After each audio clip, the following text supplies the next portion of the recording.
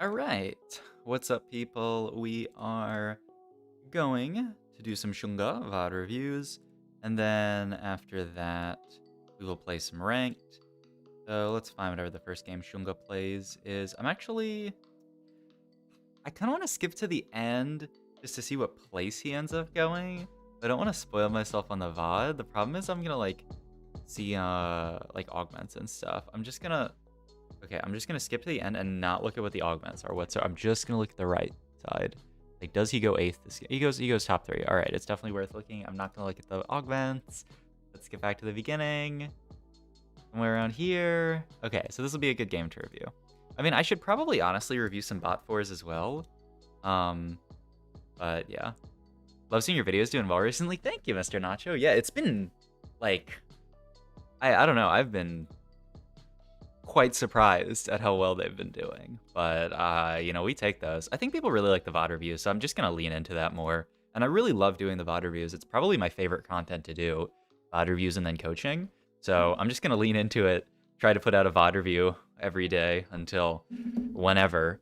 And then, you know, obviously we're still gonna play games, and it's gonna be more on stream. So if you want to catch my like full games, you'll probably have to like watch the stream VODs or just watch the live streams.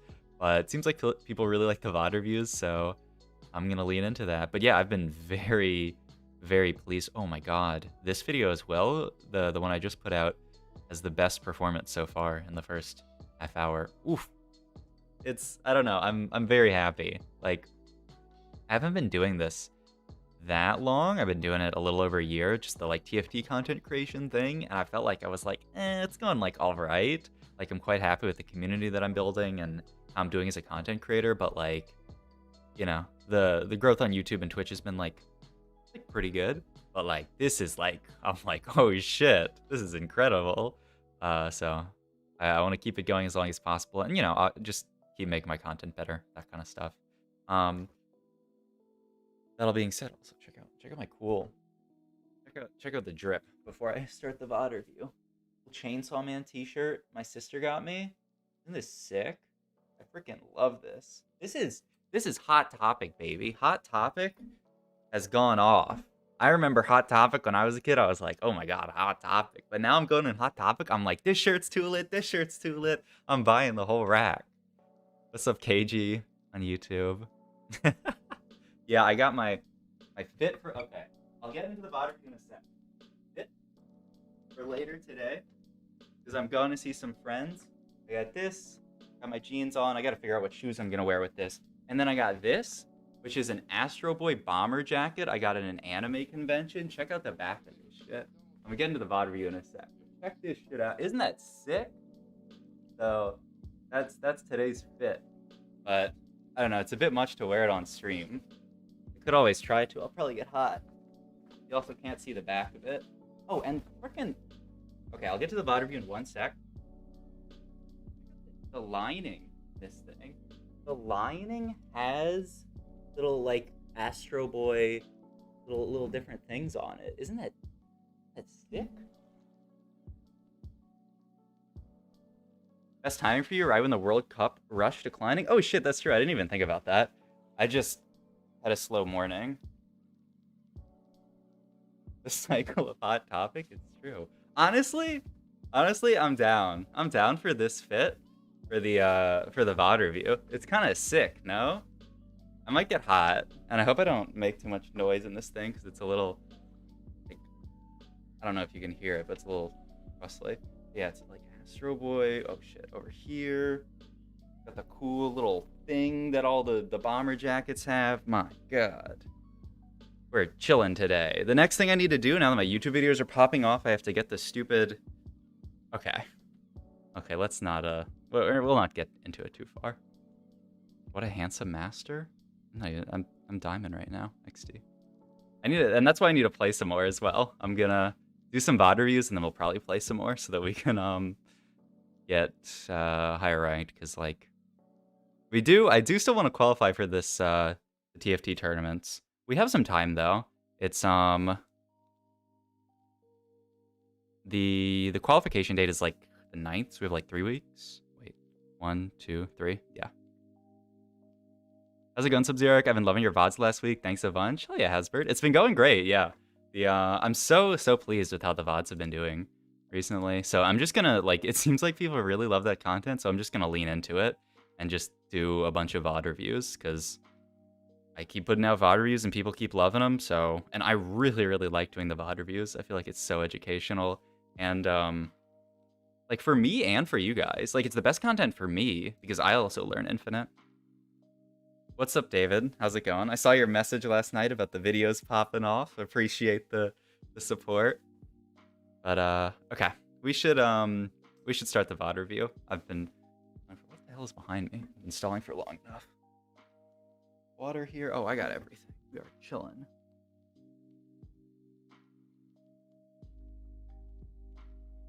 Seeing that you're still diamond made me feel better. I'm only plat so far this set, but then I remember that in EU nobody has even hit challenger as of yesterday. Oh, for real?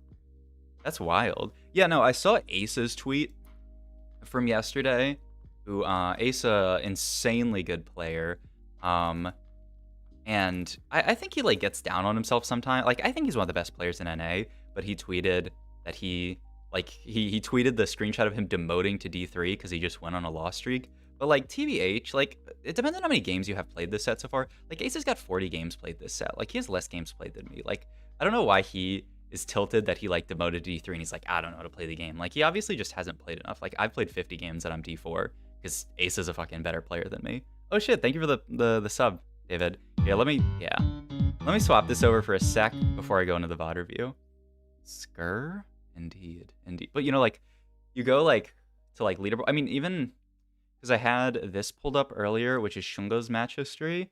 Like, go to Shunga's match history. How many, and also, I can put this in chat if anyone needs it, but this is Shunga's match history, though it's a little bit delayed, I believe. Like, it doesn't have his most recent games, but he's played 200 games so far this set. Like, you go to NA, like, the top players, Setsuko's played 150 games, Bosso Skills has played 170, like, I don't know. I think if anyone is like, oh man, I haven't climbed that much, like, look at how many games you have played, because that also is a huge factor, especially so early into the set. Like, if you have under 50 games played, or even under 100 games played, like, you're obviously not at your peak rank, I would imagine. Yeah. Okay. Anyway, let's get into the VOD reviews so I can have some stuff recorded, also so that we can get into some games later. Okay, so let's switch over to this because it's just less cluttered. Have it on original painting. Let's turn this off, and we'll see how long we can go on this before it starts lagging. I wish there was a way for it to just play forever because I have really good internet, but for some reason it just doesn't go. Anyway, let's hop into it. What's up, guys? Sub-Zero here. Another Shunga VOD review, because I mean, who else would you VOD review? He's the world champion and he's rank 1. Like, what else do you need, honestly? I just want to see every damn game this guy plays. He also, he started tier Lux. Let's go back and look at that for a sec, because it looked like he was angling for the tier Lux, right? He did. He angled for it. I know Shunga's someone who really likes to play AP, so I'm not surprised at all that he starts tier Lux. He's also, like, he loves AP, and tier Lux is a really good item combo, right? You can build Shojin, you can build blue buff. She's a great holder of both. Like, when you're on Carousel, you should really look for a good unit plus item combo. So, yeah. I just checked, Yoon has only 6 people in Chalet, and the most LP is 760. Yeah, I mean, it's still very early in the set. All right, Lux 2. I don't even know if I'd make the Kale 2 here, honestly. I think you definitely hold 1 for underground potential, but the Galio is really big to hold as well. Like, I'd actually think about selling a Kale here and buying Galio. Yeah, exactly. All right, we hit Poppy 2 here. I mean, you have to make that, and then you put the Galio in, and then you just chill for a sec. Titan seems like a useless... Oh, really? He thinks about... Because, like, this actually matters, right? If he gets enough gold here, putting the Kale in versus putting the Galio in means he prioritizes the Kale over the Galio. I guess that makes sense. He really likes early underground, and like he has the Ezen shop. That's an interesting prioritization, because I would think you would just like play Galio for stronger early game with this opener. But like, I guess there's like, how the fuck are you fitting underground in this board with Lux 2 Poppy too? I don't know exactly, but that's an interesting choice, right? It just shows how much Shunga prioritizes underground. So surely we're selling this and buying that and that, yeah. All right, 3 augments here. Let's pull up the translation of it just so I can see what the hell I'm looking at. Wait, is it a Lux carry game? Isn't that the Lux carry augment? We have a Lux 2 already. Yeah, this is Lux carry augment. Our items are okay for it. This is 15 AP and then tripled when you're below 50% HP. And this is your team gets 20% attack speed, and then when Lee Sin shields them, they get tripled. Is anyone else down for a Lux carry game with Lux 2 already from this spot? I mean, if there were ever a time for it, it would be now, right? I kind of like this. I mean, I would scout the lobby a bit, see how many Lux players there are. There's also just, like, the Annie one is really flexible. I would scout the lobby. If no one else plays Lux carry augment here, I'd go for Lux carry. But if he doesn't pick this, then he's, like, never picking it, right? I haven't actually looked at the stats on it, by the way. Let's do a stat check as well. And if you don't care for this, then just skip 10 seconds ahead in the video. And if you're on the live stream, well, I'm sorry for you. But let's check the stats on this Lux augment. It's good, right? Taken first, it has really, really good stats. So we should definitely take this Lux augment if we're uncontested Lux. You could also just take it right now. So there's two areas of thought, schools of thought, right? You could take it now and assert dominance and make no one else take it, or you can scout. When you're in like a high elo lobby, I think it's almost better to like assert dominance, whereas like low elo, you're gonna take this and no one's gonna scout you, and you're gonna get fucked anyway. I'm too much of a bitch to ever play Lux here. I played it on PvE and it went really well, but that was also PvE. Good morning, Shojin Eagle. How's it going? But yeah, let's see. Like, yeah, I would scout here. Any Lux carries? There isn't a Lux carry. Oh, that guy got the Ez augment. I don't know if that's Raider spoils, but it might be. I mean, both the Ez augments are good. Oh, Bedge. Okay, he takes the Annie one. I mean, the Annie one's obviously very good here as well. You definitely have to level to play for Streak. He even slams Static. Okay, I mean, Static's definitely the best item slam here. It just gets you further away from your AP items. I guess the other nice thing about Static is that if you ever end up playing like an Oxforce game with Annie, like ever going to a Viego angle, then like the Static's fine. Whereas like you don't really want to build like a Shojin on Viego. And he even ends up holding this. Okay. Anything better in this shop? There's a Star Guardian. You definitely... Okay, he just checks the item, but he's not playing that, right? And there's also a Gadgetian. So there's actually a lot of good stuff to get in at 5. I don't buy that unit. Hey, she got buffed this patch, right? Isn't she better? I mean, like if Shunga buys her, or if Shunga starts Lux with tier off Carousel, surely you should think about playing around Lux more, right? Surely. But yeah, I mean, like last patch, I definitely felt like I got burned so many times buying Lux. But I don't know. I haven't played enough of this patch yet to be confident about starting Lux, but yeah, I think it's fine. There's no way you double level here. He's just gonna pre-level, right? He doesn't even... You already have Poppy too. I don't think... I would be surprised if he double leveled. Okay, yeah. We'll just chill here, but I mean, surely he's gonna pre-level. I should probably be considering it, yeah. I mean, I think she's... I mean, with the buff... I mean, I thought she was garbage before this patch. I'd be surprised if he doesn't... He just makes 10. Wow. He doesn't pre-level. Interesting. What's he digging for here, then? I mean, like... I mean, he just prioritizes making 10 here over pre-leveling. Interesting. Okay. He has the Chain Vest stuck on Annie. He could also dig for, like, an AP item. So, like, there's a few angles you could go this game with that Annie augment. You could end up either playing around Viego or playing around Talia. Probably easier to play around Talia. And so, I would think, like... I mean, at this point, I would just take this, right? Use Complete Sunfire. He's looking at more like Gargoyles, it seems like. I would just take a 3-cost Sunfire, personally. Okay. He's gone for Gargoyles. Is there a reason why he doesn't go for Sunfire here? You could maybe make the argument Sunfire is not as needed if you end up playing around Talia. Because but she doesn't really, like, one-shot. I don't know. It's an interesting idea. And so he obviously goes 5 here, right? It's not like you're going to sit at level 4. But I found it interesting that he didn't pre-level there. I mean, you can either make 10 or you can pre-level. And I don't know. I've seen Shunga pre-level a lot. I'm interested about the not pre-level in that spot still. I wonder what his... I mean, obviously, making 10 isn't bad. Oh, this is such a rough fight, by the way. Okay. Holds these units felt like... I don't know. Ooh.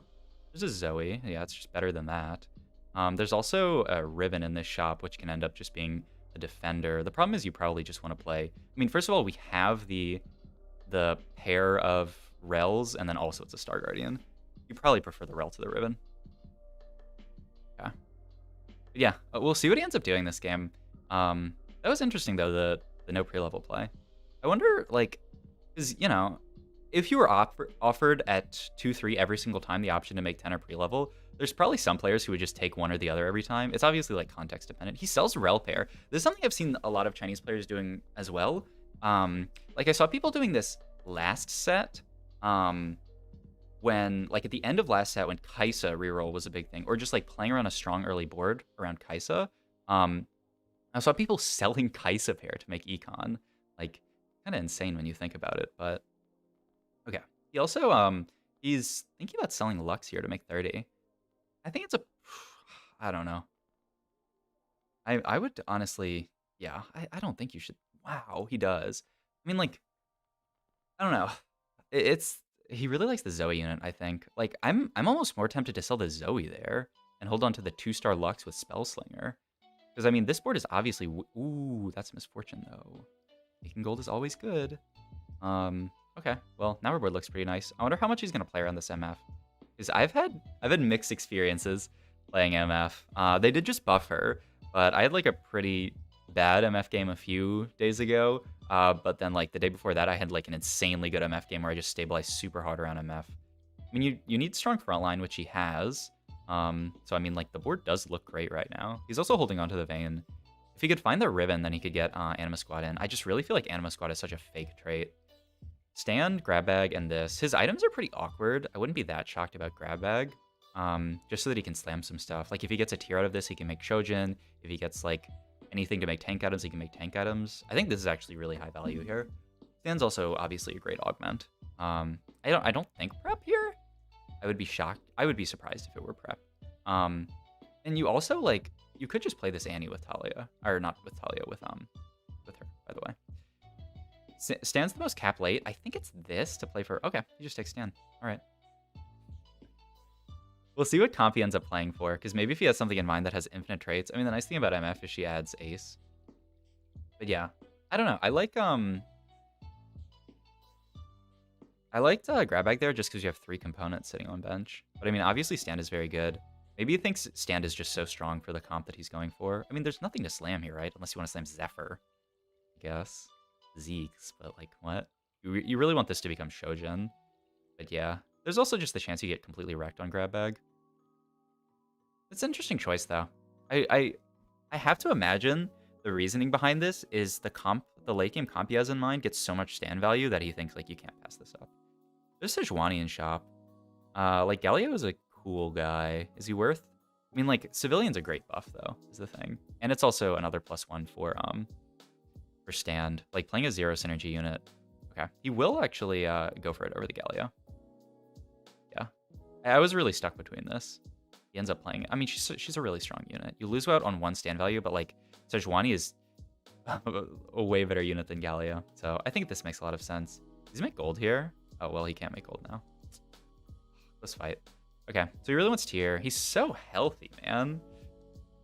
That's that strongest board, baby. Or he can just complete a frontline item as well if he doesn't get the tier. I'd prioritize tier here, personally.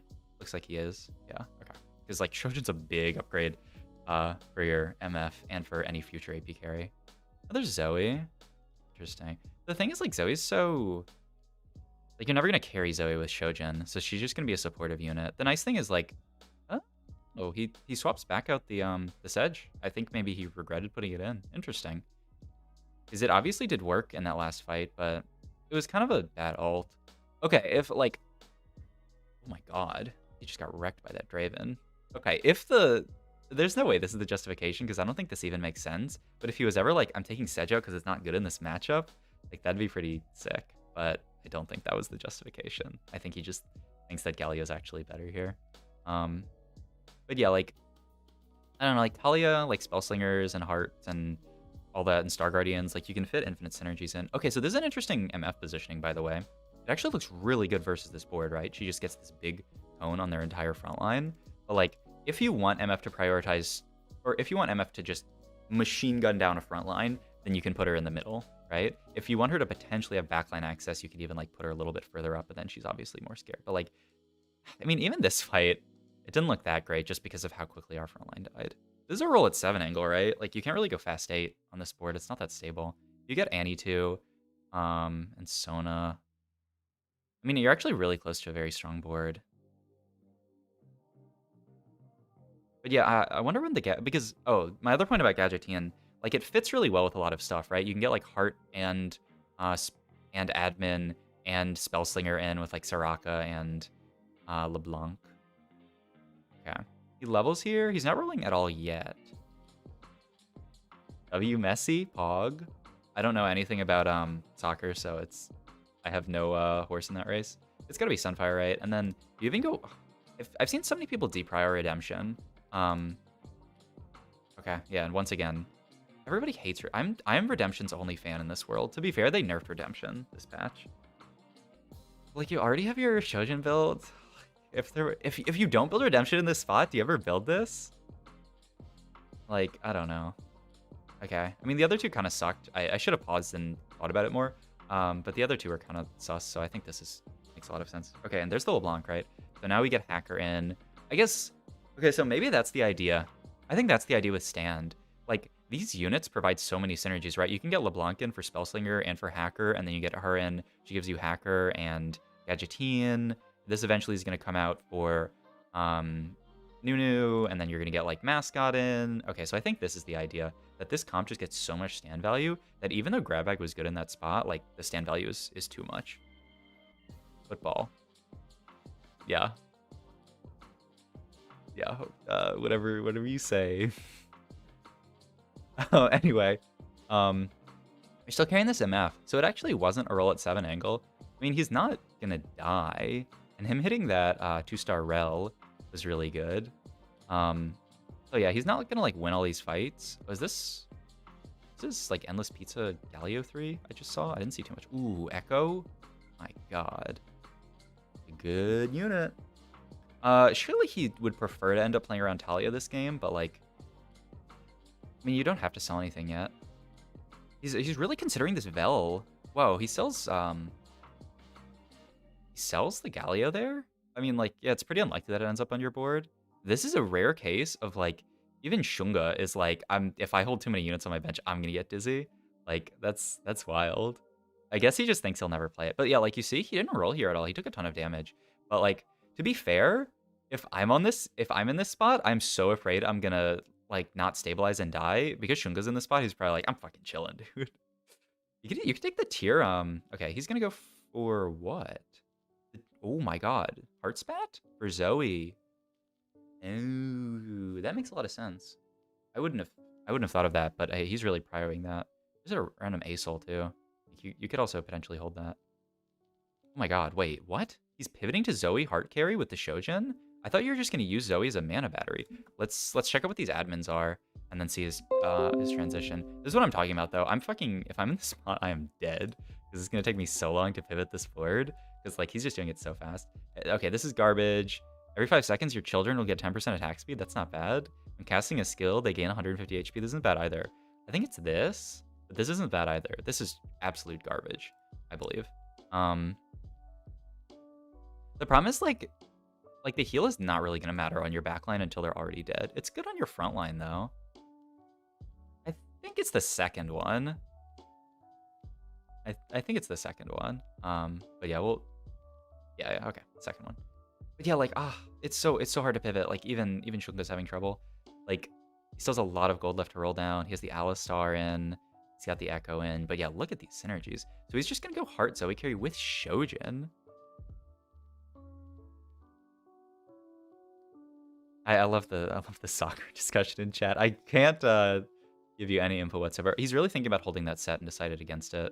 I think it's pretty hard to fit set into this board, so yeah. Oh my god, what the fuck?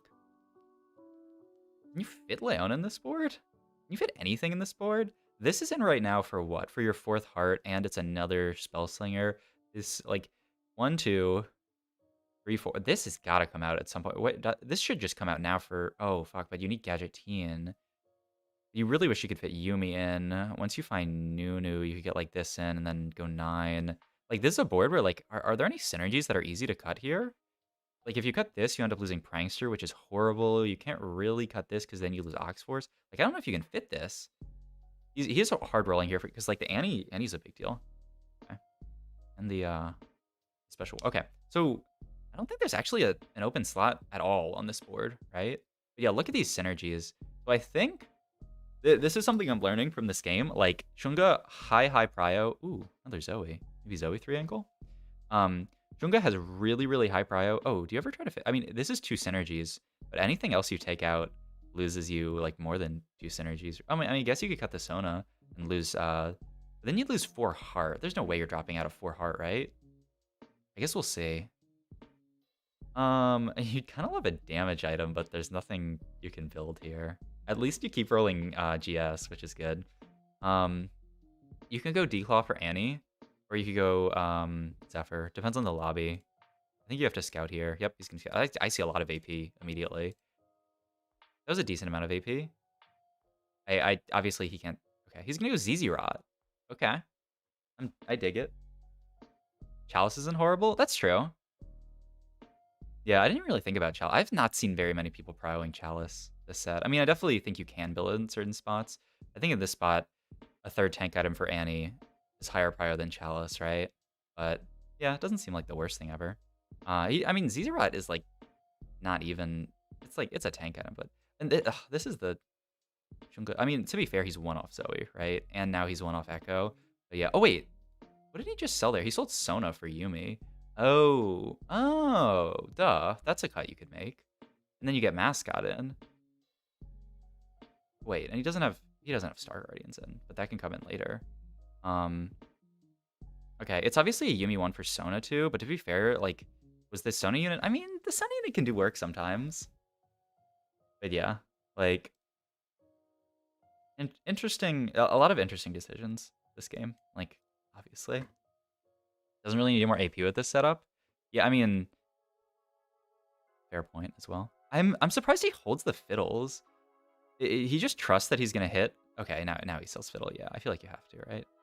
That's LeBlanc too, but he needs to win this fight.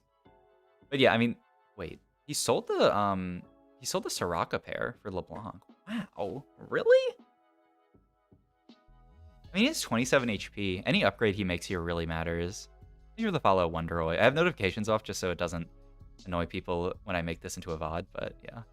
But I mean, this is classic Shunga, like, roll it down to 0 every single round.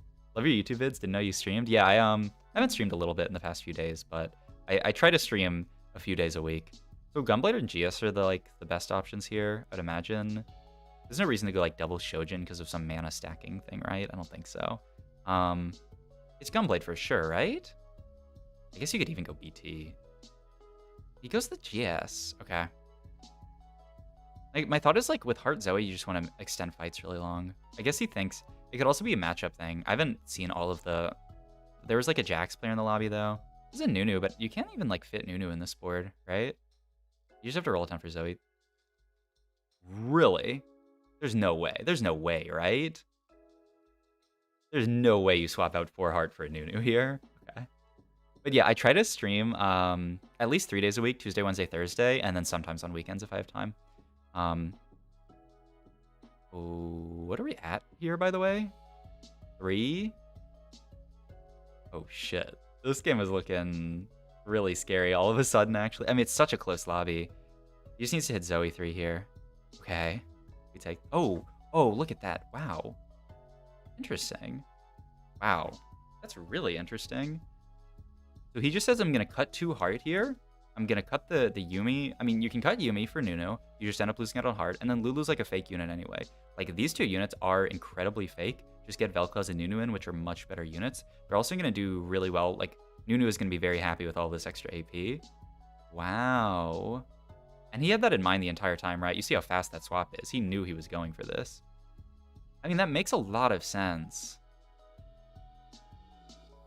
That's really an interesting play.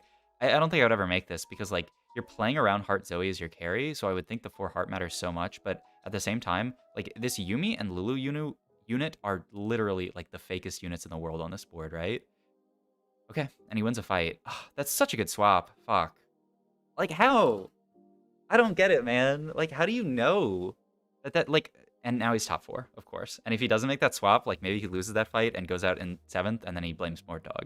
Except he doesn't, because he's really good at the game, so he's probably like, oh, I messed up. But, you know, if that's someone who's worse at the game, maybe they do. Ooh, Vel 2? Also, Vel can come out for, like, fiddlesticks. That's a Morello Morello's. Morello's a really good Nunu item. I didn't actually look at all the options fast enough. Is the cat your headphones? They tell him what to do? That's so fucking good. Yeah, it's probably Morello. I mean, you already have Sunfire. I've seen Shunga do this a few times, actually, prio the Morello on a unit that's going to hit backline while he has Sunfire frontline. Because, like, just because he has Sunfire hitting frontline doesn't mean that the backline is getting anti-Morello'd. I mean, okay, I don't know what the forecast is here, so we'll see. You could also just obviously add Leona. It's a great unit as well. It's probably Leona or Janna, depending on the forecast. Which ones are really good here? Like, Insta-cast isn't really that great. Like, Rainy Weather I don't think's great, because she's already Insta-casting. The, like, scaling one, Windy, is good, and, like, Sunny is okay. Wow, he's just going all in on this. Okay, let's see what it is. We can just tell by looking. Is that Rainy? It obviously wasn't Shield. I tried to look at everyone's mana bar and managed to look at no one's mana bar. Let's look at Alistar's mana bar. No, it's Windy? Okay, I mean, that's a very good one here. Yeah, I think you definitely play Janna for that. Okay. Oh my god, such a close fight. It's a Windy Weather differential. And now he's top 3. Oh, fuck, this is such a sick game. Like, just so expertly played at every single, like, part. Gosh. Oh my goodness.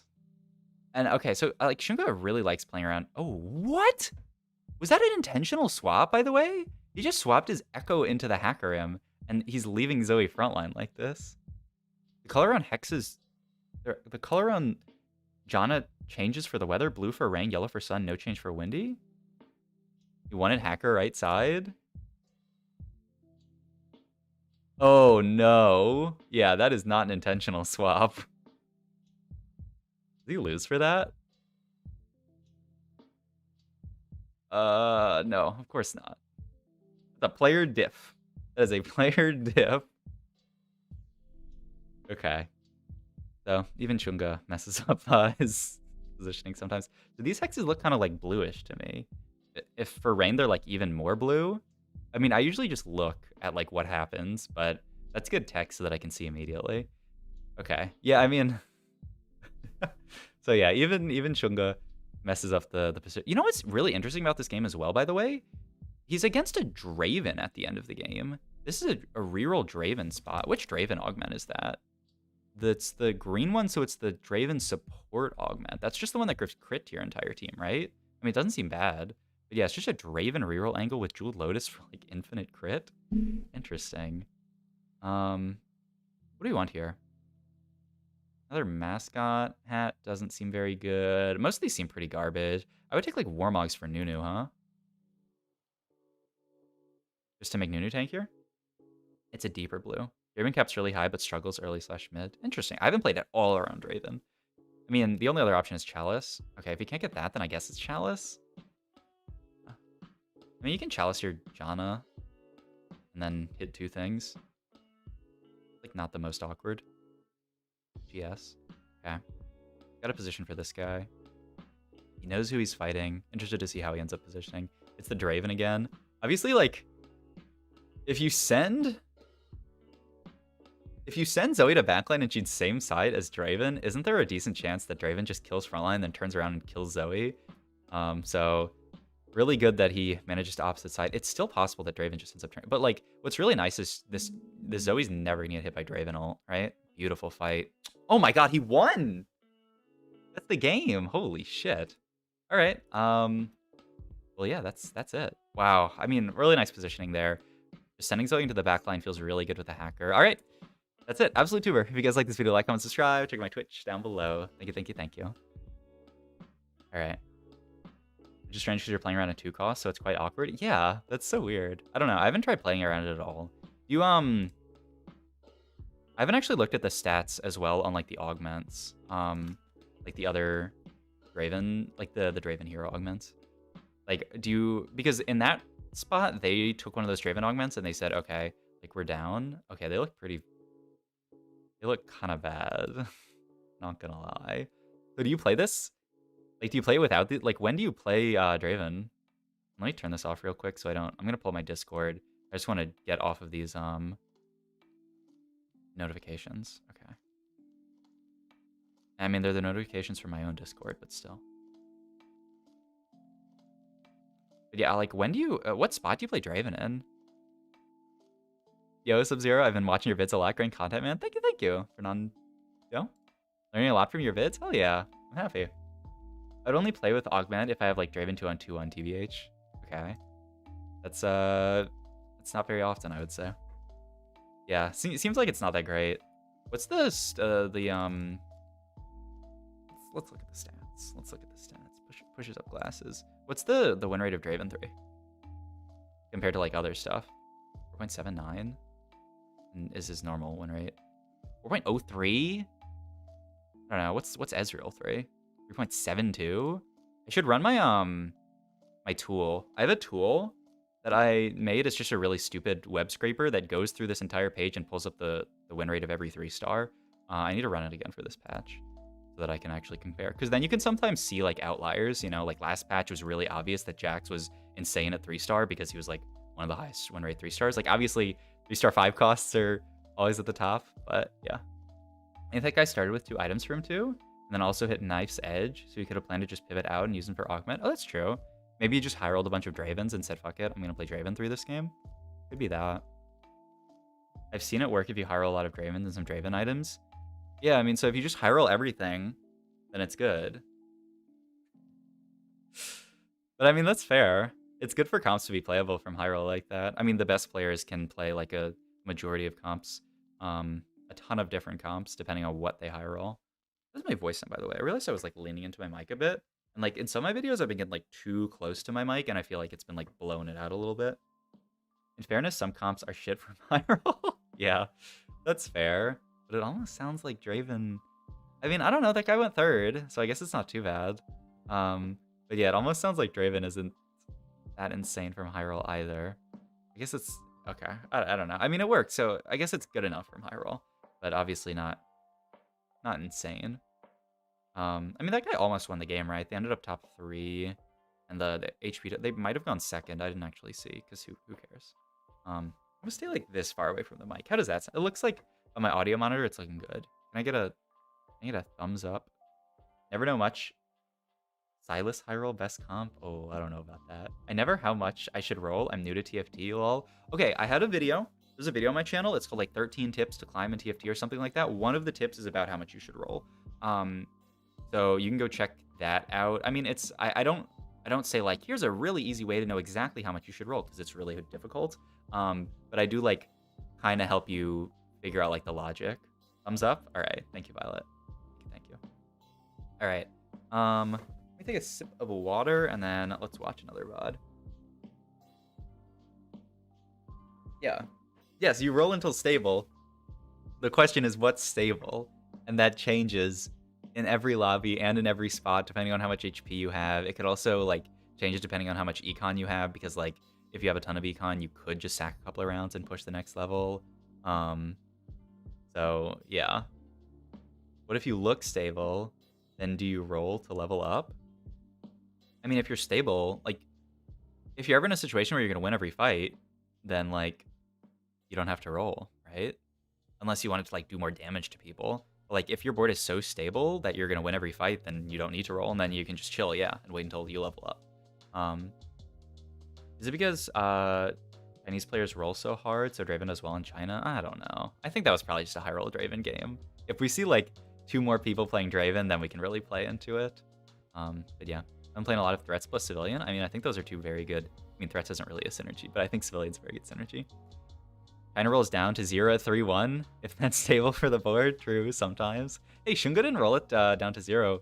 Shunga actually greeted to level 8 this game. Kind of crazy. I mean, last game.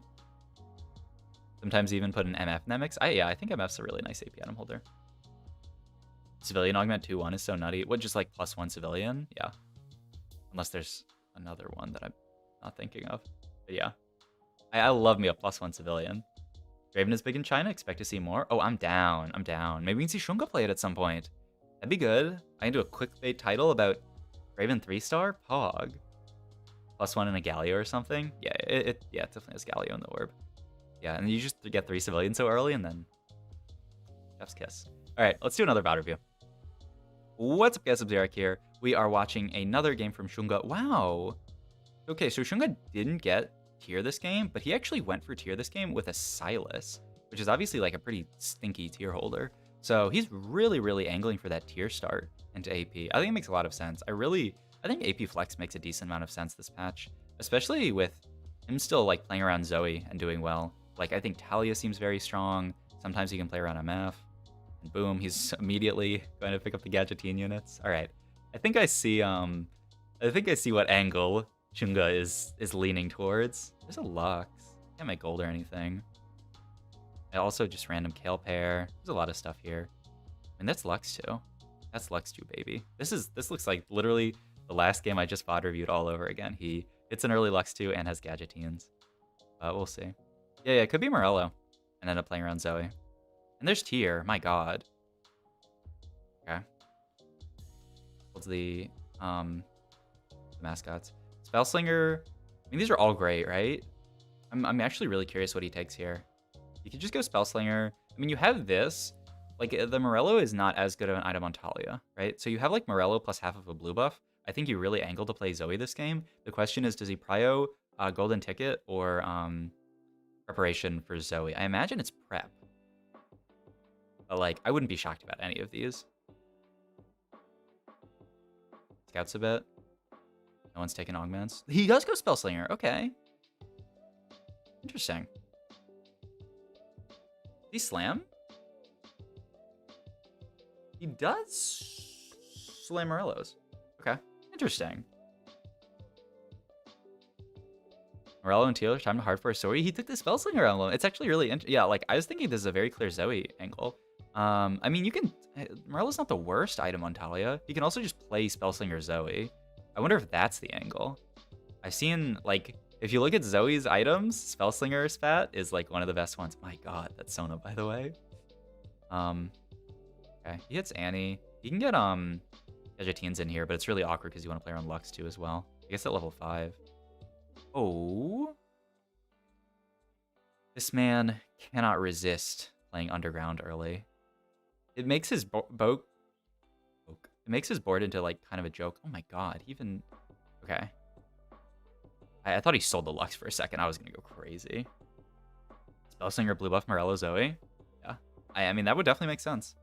And I wonder, so is he gonna go for Zoe 3? He really likes Zoe 3. So, I mean, if you're committing all those items to Zoe, you are, right? I guess we'll see what he ends up hitting. He loves the Underground opener. Okay, yeah, he ends up selling the Lux. My god, this guy. I'm surprised how he prioritizes Underground so often. Yeah, me too. Like, I thought this is a pretty good spot to just play Win Streak, and he's like, no, fuck that. I'm gonna play Underground. To be fair, the Sona can kill infinite units. It's not this fight, I guess. Well, now. But the Sona does have the potential to just one-shot units. Maybe not completely one-shot. Do a lot of damage. He even sold his Lux, so now he... Wait, okay, so, like, here's another thing. He sold the Lux, which would get him to Spellslinger, right? To force Spellslinger. And he's holding on to these Gadgeteens because he's angling Zoe, I guess, right? He really wants to hold these so that he can get a... But, I mean, he doesn't even need Poppy or Lulu, depending on what he ends up cutting. You probably end up playing Lulu with Sona. What's his hang... Oh, it's Tier. He wants Tier here. Oh, is it ever? Okay. Iced Wine giving a component gives you a permanent advantage the rest of the game. Oh, wait, he could go the Spat again and go, oh, I think he wanted Spat there. It kind of looked like he was like, oh, fuck. I'll go for like Heart Spat, I guess. And then it got taken. That's rough. And he couldn't get the blue buff. So now, it's so awkward now, though. Like, Shojin is for sure the best slam. But now it's kind of awkward that he has this Morellos, right? Yeah. I think it's totally reasonable to slam. Oh, he's gonna win now. I mean, whatever. It's not like he has a big loss streak. I think it's quite reasonable to slam Shojin there, but because like if you don't, you're gonna take so much damage. Yeah. I mean, he still might play Zoe. He did play Zoe last game with a Shojin, so could be Zoe again. So he had like blue battery. Oh well, there's the Zoe. Checks admin. Let's check what this is. Bung bung bung. Let's pull up the translation. beginning of the battle, you get 25 mana. That's not bad. At the beginning of the battle, your units get 30 AD. That sucks. When a friendly ally is killed, you get... okay, so I think it's just this. The contestants, this means, because it doesn't have a little thing, this means, it's your whole team, right? That's pretty good. Okay. They also hit a random Zac, by the way, and an Ezreal, too. What an insane shop. Does he care about the Zac at all? Oh, and there was a Zoe here, by the way. Not to speak about that. Heart, Spellslinger, blue buff, Zoe. True. And the Morellas just goes nowhere. Yeah, that'd be kind of hilarious. But yeah, I mean, it would make it really awkward to build a tier item. Okay, he's going to hold the Zac. I wonder if that comes in at 5. I don't know, I mean, he's going to have to change his whole board after the cash out. Oh, the other thing is like, oh, I mean, they're... Like Turtle was talking about, there's the one component cash out, and now he just gets to play up a component the whole game and get these guys out. Seems good. Seems very good. And now we can fit Gadgeteon in. He's going to end up selling the Zac. Okay. What's his next level? I mean, I guess it could be infinite things. There's another... I mean, there's GS. Wait, that was not a bow. That's a glove. There's IE. Ugh. Not too happy with these items, especially with JG already slammed. Like, in a pinch, you can build IE on your AP carry. He has this hanging belt, but that doesn't even, like... He's not going to slam Shroud, right? These are really awkward. Okay. It's the Monkey in over Spellslinger. Really? Huh. So, like, my thinking is that another Spellslinger, like, it actually gives you a decent bit more frontline because of Annie, but, like, this is obviously more frontline. Huh. Okay. I mean, this is a much more harmonious balance of frontline and backline, for sure. Especially with all these items slammed here. You probably just want more frontline. Okay. But yeah, man, he really does not greed, like, the big breakpoints. It's not last stand, right? Prep or uplink both seem good. I mean, it's Spellslinger. Surely you just want uplink, right? You also have the extra item component that you got off Underground, and you have the extra Hodge and Spellslinger spat from this. Surely it's this, right? Okay, yeah. I would be pretty shocked if it were other. Okay, yeah, he is down to roll a bit here because his board's kind of weak. I mean, he really wants to hit Zoe too. Yeah, this is a roll it to 0 angle. God, I love watching this. There's also a Soraka, by the way. Yeah, you can play that for sure. These pairs are... Okay, he's not going to end up playing it. I was trying to actually figure out how you fit the Soraka, and he just fit it in. I was like, yeah, that's probably good. But, like, yeah, how actually do you fit the Soraka on this board? You don't have a LeBlanc, so it's not so easy. Like, there's actually no space. Unless you want to cut Alistar. That seems bad. How do you even fit Soraka? You have to go 7. And then get, like, a LeBlanc in over Lux, so you can get your admin in. Which is it's a good admin here. Okay. Let's chill. When is it not a roll to 0 angle when it's Shunga? True. I was just talking about last game, he did not send it to 0. He didn't even send it to 0 on 7. To be fair, oh my god. Okay, there's Zoe. So now his board looks a good bit better. Oh, for real? Now we're... Oh my god. Really? Man. Okay. I mean, the LeBlanc for sure. Yeah, the LeBlanc feels great. And now we can move items to Zoe. Okay, I like this. He's got 0 gold, but his board's pretty strong. This guy. Okay, hitting the LeBlanc was big there. She just completes a lot of the synergies for this board. Even sells the Sona there to make income. It looks good. Better roll to 0. I mean, it looks okay.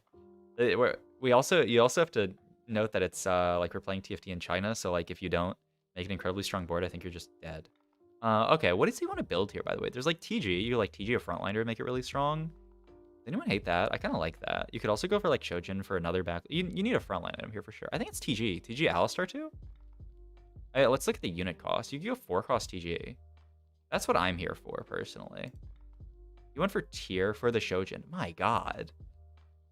I mean, I know it's a Soraka, but geez, we need some frontline at some point, right? That's about Dragon Egg? Oh, like the golden, like the prismatic augments? I think it's fun and can be good in some situations if you can hatch it. Positioning, by the way. Okay, and he slammed the glove on the LeBlanc just to get the uplink value, which makes sense. I'd like to look at the rest of the lobby. You just fought someone else with 0 gold. Yeah. Like, it's, I don't know. People in China definitely stabilize a lot harder on 3-2, I feel like. Like, I do not see this as often in NA, but maybe it'll come over, because, like, I don't know. It works very well for him. Everyone has 0 gold in China. Americans invest. Maybe it's cultural, bruh. Bruh. But, like, I mean, look at his board now.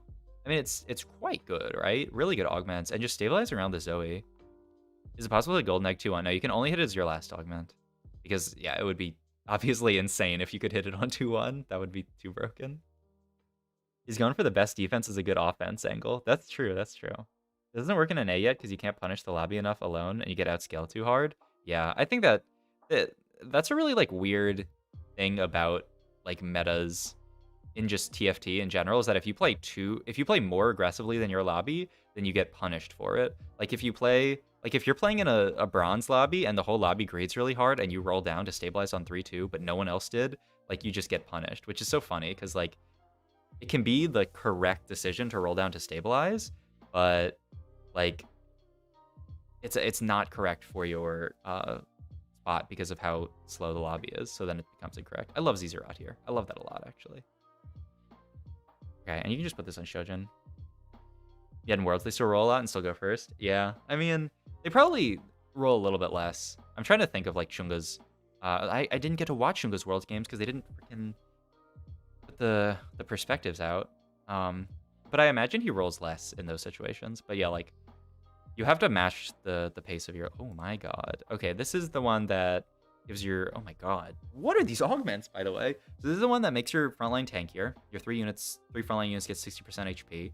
This is infused that makes your units cast every 15... They get 15 mana every 5 seconds, I think it is.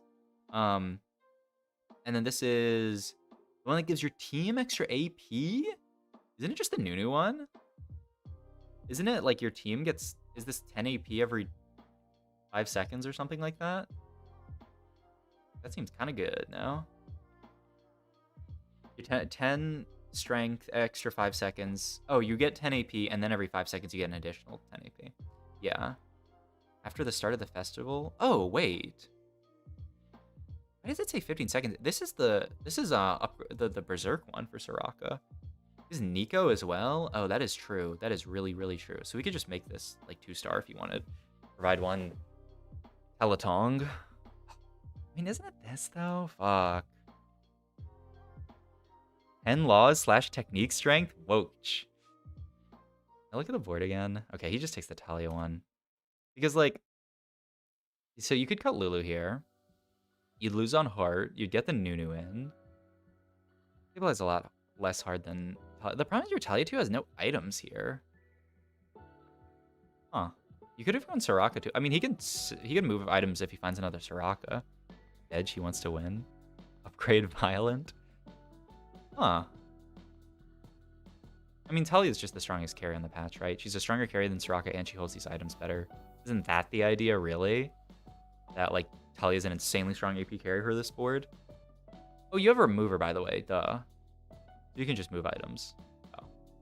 Okay, with the additional stipulation of me remembering that he has a remover, this makes a lot of sense. If like he rolls it down here, he actually hits Lux, which is pretty good on this board. Oh. What a god of the game. Like, there's actually not very much, also, he doesn't even care about holding the Lux, by the way. Interesting. I feel like a lot of people try to fit Lux in this board because she's the same synergies. Has remover, or just don't use Nico or remover? Yeah, that's what I was saying. To be fair, like, what's actually the cost of rolling it down here? Like, it just makes you, not... I mean, the problem is, like... I don't know, I feel like most players definitely use the... But yeah, I think the thinking... As long as he doesn't die... He's 58, though. His board stabilized pretty hard. Like, he can just roll it to 0 here, and then if he misses, then he uses the remover. But, like, if he hits, then... It's, like, really good. There's no way, man. He ends up Nicoing the Annie just for stronger frontline? Holy crap. Okay, once again, this is like a lobby strength diff, right? Like, Like, I don't know, because people stabilize so much harder in China, like, I can actually see this play. Um, I don't know. Maybe if you get, like, high challenger, it's also very... What's he going for here? He seems to like gargoyles a lot on Annie, like over Sunfire I've seen. To be fair, you could have just waited until Carousel and then just taken an Annie with Giant's Belt, but obviously it's unlikely that there's an Annie off Carousel, so it's not like you should count on that. But he could have just taken Sunfire Annie off Carousel. He's the only one in the world who would Nico Annie there, and that's why he's #1. Okay, to be fair, Turtle actually predicted it, which is that's why Turtle's kind of high rank as well. XD. So it is a relatively... I mean, I don't want to say it's a reasonable play because that's pretty wild, but like, you know, you can definitely see the logic, right? I think the Gargoyle synergies with ZZ Rod because of the taunt, right? Oh, I didn't really think about that. I was like just thinking about ZZ Rod as making an extra frontliner, but that is very true. I mean, I also just like last game he built... Wait, did he go Gargoyle, ZZ Rod, Annie again? Is this the tech? You just go Gargoyle, ZZ Rod, Annie every game? Also would have after... I would have after hitting the Talia, but probably wouldn't have the Nico because I would have used it on Talia. Yeah. I mean, to be fair, yes. Because, yeah, like, at this point, he doesn't actually have much to Nico, and if you don't use it on Annie, then, like, you're just letting Nico sit on your bench the entire game, and you're going to die for it. But, yeah, I mean, this is level 7, by the way. Does anyone, like we gotta remember... Oh, and thank you for the follow, Dear Faust. Can you get golden? I got 2-1. No, you cannot. You can only get as your last augment. But yeah, like, TG's great, right? Oh, there's no way you should... I mean, I guess you can slam TG before getting your item if you're that sure that it's supposed to be TG here. There's no way you were supposed to slam TG there before picking up the component, right? I think that's a mistake. Because you could go, like, he could have gone... Whoa, wait, this is actually a huge decision, right? He's not building a third item on Talia. Like, he could have gone, what is it called? Guard Breaker, the one that gets extra damage on shields, which I think is a pretty solid item, especially when you have JG on Talia.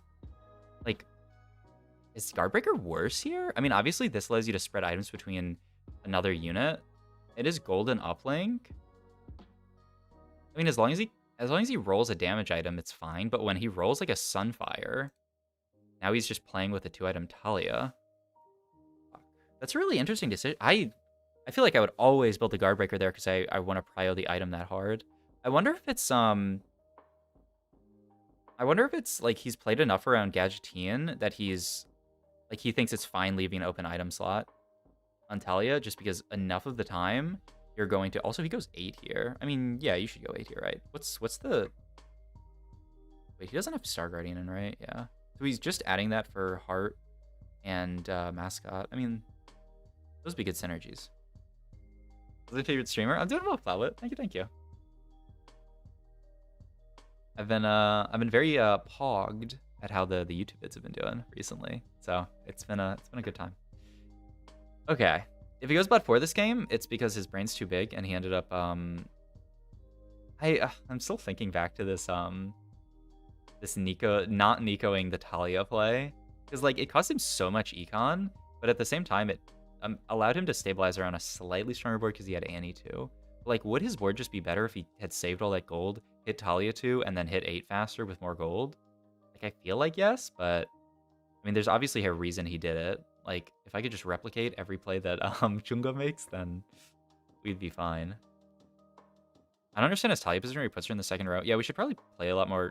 Like, I was thinking... I mean, it depends on the matchup, right? Like, versus a Hackrim, this seems great. Versus some matchup... Well... Okay, I think I get it. Like, he wants to solo frontline Annie for the ZZ Rot plus Gargoyles. Oh, wow. He just hit it all. But he doesn't care? Wait, does he want Nunu over... Yeah. Spellslinger Nunu? Woach? Big Spellslinger? Now he's actually positioning her in the... Yeah, but it's a matchup-dependent thing, I have to imagine. Shunga's insane, Pog? Yeah. I mean, he's kind of the GOAT. If he could, like, do well at this year's, like, the next, like, set 8 Worlds, like, he's... Like, it's between him and, like, Hwanmei, I feel like. But, like, I don't know, him winning the last Worlds obviously makes him do, you know, is a bonus for him. But, like, Hwanmei also has had some insane results. And how many worlds has he been into? He's been like 3 back-to-back or something like that. Like, yeah. Okay, so now he's actually really protecting the Talia. But yeah, I think like if you're against like a hacker Zed matchup, then putting her in the third hex, the third or even second sometimes row can make a lot of sense. It can make her ult a little bit awkward though, right? You never want, like I actually find, oh my god, that was so close. He's alive at 2. Like putting her in the corner means that no unit's ever gonna get behind her, which is nice. Oh man, he's top 4 it actually. Why my head's on world's accomplishments? Yeah, probably right now. But also, like, I don't know, you kind of have to think about, like, well, you don't have to think about, but I am, like, recency bias XD. But, to be fair, oh, shit. My quality's finally starting to, I'll have to drop down to ultra clear instead of original painting. Smooge. Okay, surely you take Guardbreaker here, right? Okay, finally is the third item. Like, I think this item's so good. I'm surprised you didn't build it earlier. But, I mean, obviously the TG's not bad. Really? I mean, like, I thought about this. Is this better? There's no way this is better, right? Slightly better unit, but, like, slightly better. And you lose out on Prankster, Star Guardian, and Aegis? Like, just losing Star Guardian for her feels... Maybe it's a matchup call. Maybe he thinks it's going to do really well into, like, this. It doesn't seem like it would do that great into this. I mean, I guess to be... No, I mean, they have an MF carry. This is better? This does not seem better to me. But, I mean, the CC onto Zed? I mean... Actually kind of close. All right, it's a 4th. This is a really, really interesting game. Absolutely, if you guys like this video, like, comment, subscribe, check my Twitch down below. Thank you, thank you. I was watching Setsuko yesterday, and he thinks Guardbreaker is not very good. Do you think he's underrating it? Yeah, Setsuko's washed up, and I'm much better than him. No, I mean, I think Setsuko's a better player than me, so if he thinks it's bad, then that's fair. I mean, if you look at the stats, like, it doesn't look that great. Actually, I haven't looked at the overall stats. Like, if you look at it on, like, a lot of champions, like, if you look at, like, the BIS on, like, Talia or something, like, it doesn't really appear at all. Well, wait, it's here. All right, this item's cracked. Never mind. Yeah, Setsuko's washed. As his chat says half the time, question mark, question mark, question mark, question mark. Yeah, I mean, like, you don't want it if you don't have JG. I would imagine. I've legit, when we were VOD reviewing that other guy, Yifeng, the guy who was the first person to hit rank 1, he actually ended up building Guardbreaker a lot on Soraka, even without JG. And I think that was more of a meta call into the Bruiser versus Bruiser mirror matchup, because the Bruiser matchup has so many shields with, like, Riven and Lee Sin, and I think there's another one that I'm forgetting, but even Lee Sin shields 2 of your frontline units, you know? So if it's a meta where there's a lot of shields, I think it can be good.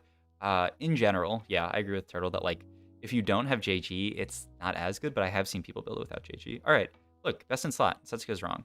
Now, I mean, like, a place for every item, right? Like, I think it's a reasonable item, and that you should build it in some spots. You shouldn't say this item sucks, I'll never build it. I think it definitely has spots where it's good. It's kind of weird components, but I kind of, like, I like that it's weird components, right? Because, like, if you end up in a spot where, like, you have an extra glove, but you've already built JG, and you don't have another damage item, then it feels amazing. But yeah, obviously, like, if you're taking Giant's Belt, you're usually taking it for, like, a frontline item. Yeah, it's great when you have too many defensive, exactly. Like, I had someone in my chat the other day, in my Discord, who was like, I got all defensive components and, like, only rod, glove, and I'm like, I didn't respond to them because I didn't want to flame, but I'm like, sounds like you could have built JG Guardbreaker and, like, had a pretty good spot. But yeah, I don't know. Like, everything in TFT, I imagine, is situational. It feels like so many frontlines have shields. Yeah, I mean, definitely good if you're playing into a board with, like, Annie or, like, Bruisers. What are the other big shielders? Like, it's definitely Annie or Bruisers. Is there another, like, really... The hell? Oh, Yumi's this high because of Yumi. I was like, why is Yumi so high up? And then I'm like, oh yeah, that's fair. Like, are there any other, like, common front lines that have a lot of shielding? Not really. It's mostly Bruisers or Annie. Right? Set. That's true. It's Set as well. It's also really nice when someone, like, oh, Super. Yeah, I mean, yeah. Yeah, Supers. It's also really nice. Okay, but I don't like 100% no. Galio slash Lee. Oh yeah, Galio as well. I mean, Lee is huge, right? Because he shields himself and someone else, so you can hit either of those. Okay, so like the thing is like, I don't exactly get this.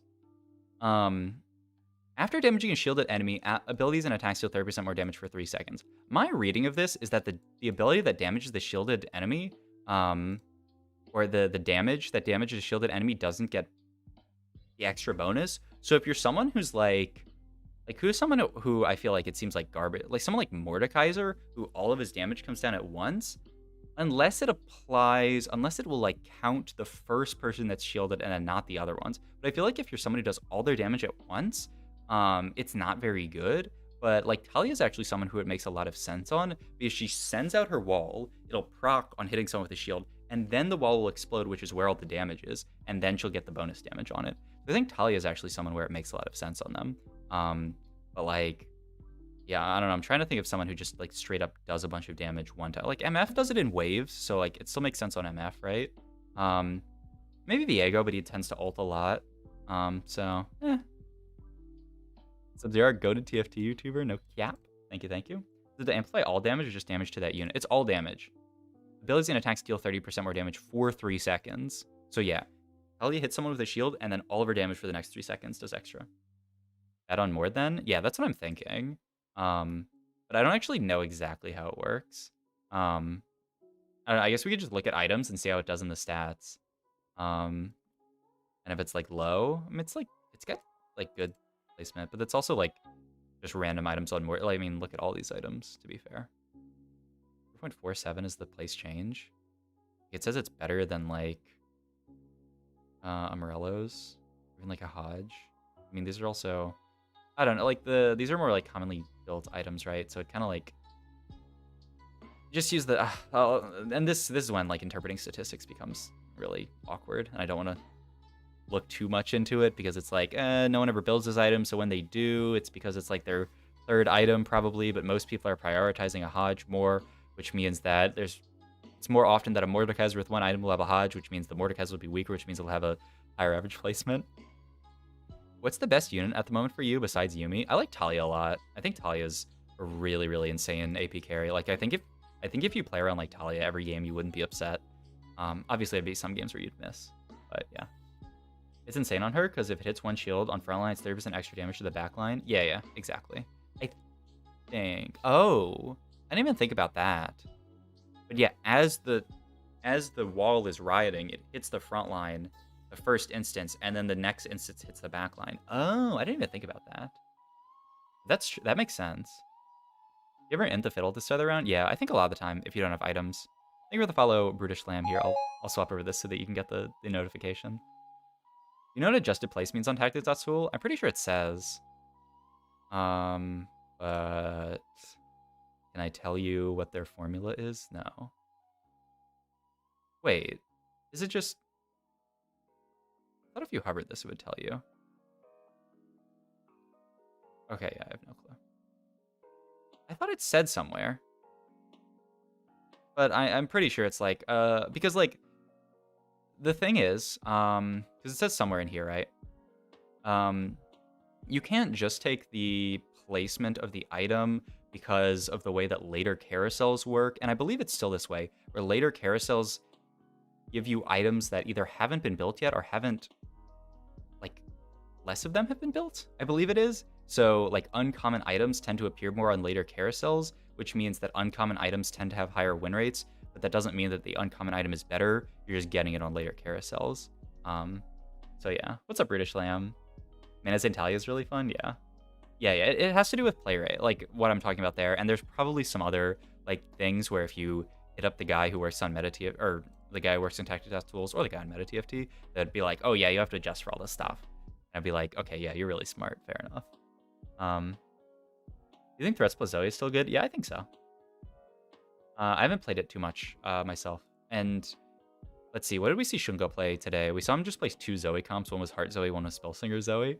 So it looks like he still likes Zoe. I'm sure he still plays Threat Zoe. I think Redemption is really good value this set. I do too, and no one builds this item. I think that Redemption's only lever, which means I should probably, like, stop. Because, like, every time I'm in a spot bot reviewing someone, and I think they're going to slam Redemption, they slam everything but it. To be fair, the last game we watched, there was a reason they ended up going for, like, Heart Spat, I think? But how do we know that they were going to get Heart Spat? I don't know. Like, the sats, it's S tier, according to Meta TFT. It's, like, it's definitely up there. So, yeah. Lee, Annie, Vi Redemption is really nice. Yeah, it's great on Lee. Bruiser Redemption stack is absurd. Yeah, I mean, it's great on Bruiser. It's great on, like, whatchamacallit, Max. Like, I don't know. I don't get why people don't build this item as much. I don't understand, to be honest. I feel like every game, everyone rushes for bow, and in carousels, there's never more than one bow in stock. I mean, sometimes there's, like, 3, right? I think you can... I mean, I've seen Shunga taking tier every game, so you go for that. Baby likes Redemption too? Okay, well, if Baby likes it, then we're chilling. I'm gonna eat a few bites of this protein bar, and then we'll do another VOD review.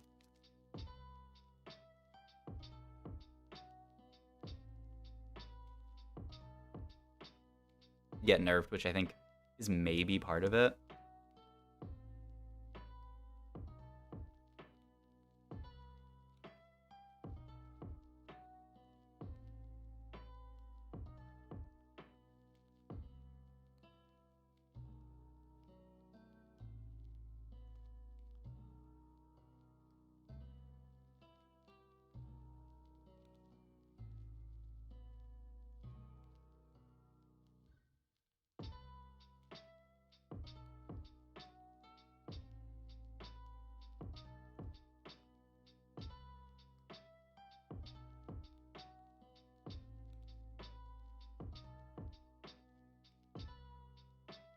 Why does this message just have a bunch of Chinese and then it says homo? That means something different. Anyway. I wonder if it's because in the AP meta tiers are so valuable that it feels bad to put on the front line. Yeah, I think that's pretty reasonable. That is what ended up happening in that game. Ended up using the tier for like a backline item. They flame just like us. I hope that's not flame. Maybe I'm too I don't know what the word is. Innocent thinking. I hope that just yeah. Anyway. What are your thoughts on new hero augments? I'm a bit worried that it will make pivoting a lot harder, but I find it interesting. I think they're great. I think it's pretty good. They do kind of make pivoting harder, but they also encourage you to play comps that you wouldn't normally play, which I think is really good. You also still can pivot. Like, if you get a hero augment for, like, that game, Shunga had a hero augment for Annie. He didn't necessarily have to play Talia, though he really wanted to. Like, he could have played another comp that plays around Annie. Like, there's a lot of ways to fit the units in if you take, like, a supportive augment. I'm stuck in Plat 1 for some time now. I'm trying to playing different comp every game. Do you know some comp I can force for top 4? Spellslinger Talia, I would say, is a good idea.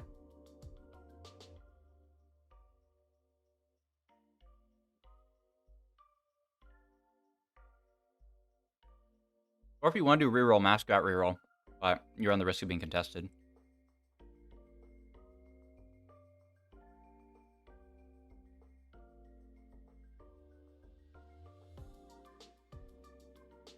Imagine you have 3 pranksters. Would you put them all frontline to make the dummies be at the front? In general, yeah. Like, even Shunga in a lot of these games is sending his Zoe to the backline on the hack room. So I guess if you don't have hacker, that's like the question. A lot of times you can get hacker in though, if you're playing around Zoe.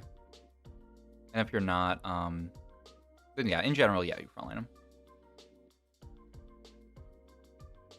I'm stuck gold 4. It's all good, Ricardo. I mean, you know, everyone's been playing the game for different time. Everyone has less time to do it. You know, some people are parents or have full-time jobs. Some people are students. Everyone has a different circumstance. So you shouldn't compare yourself to like other people and say like, oh, I'm higher ranked than this person, lower ranked this person. You should just compare yourself to yourself, do your best to improve, and go from there. You'll be a lot happier. I feel like they also sort of promote flexibility when pivoting. Like you might keep a lower cost unit with a trade you want because of the augment. Yeah, I completely agree. I mean, that is sort of like by definition less flexible because like you know you want to play this one unit, but sometimes you don't. I don't know. They make really interesting decision making, I think. Gold right now is way harder than it'll be in yeah, that's also true. Like gold right now isn't like actually gold, just like diamond isn't actually diamond. Like diamond right now is probably like low master tier. So yeah, gold isn't actually gold. Pulsing is forcible, but it's a tree in itself, so you're still flexing within one comp. I mean, that's nice, right? You can just play around those carries, but like you still get to play a lot of different stuff.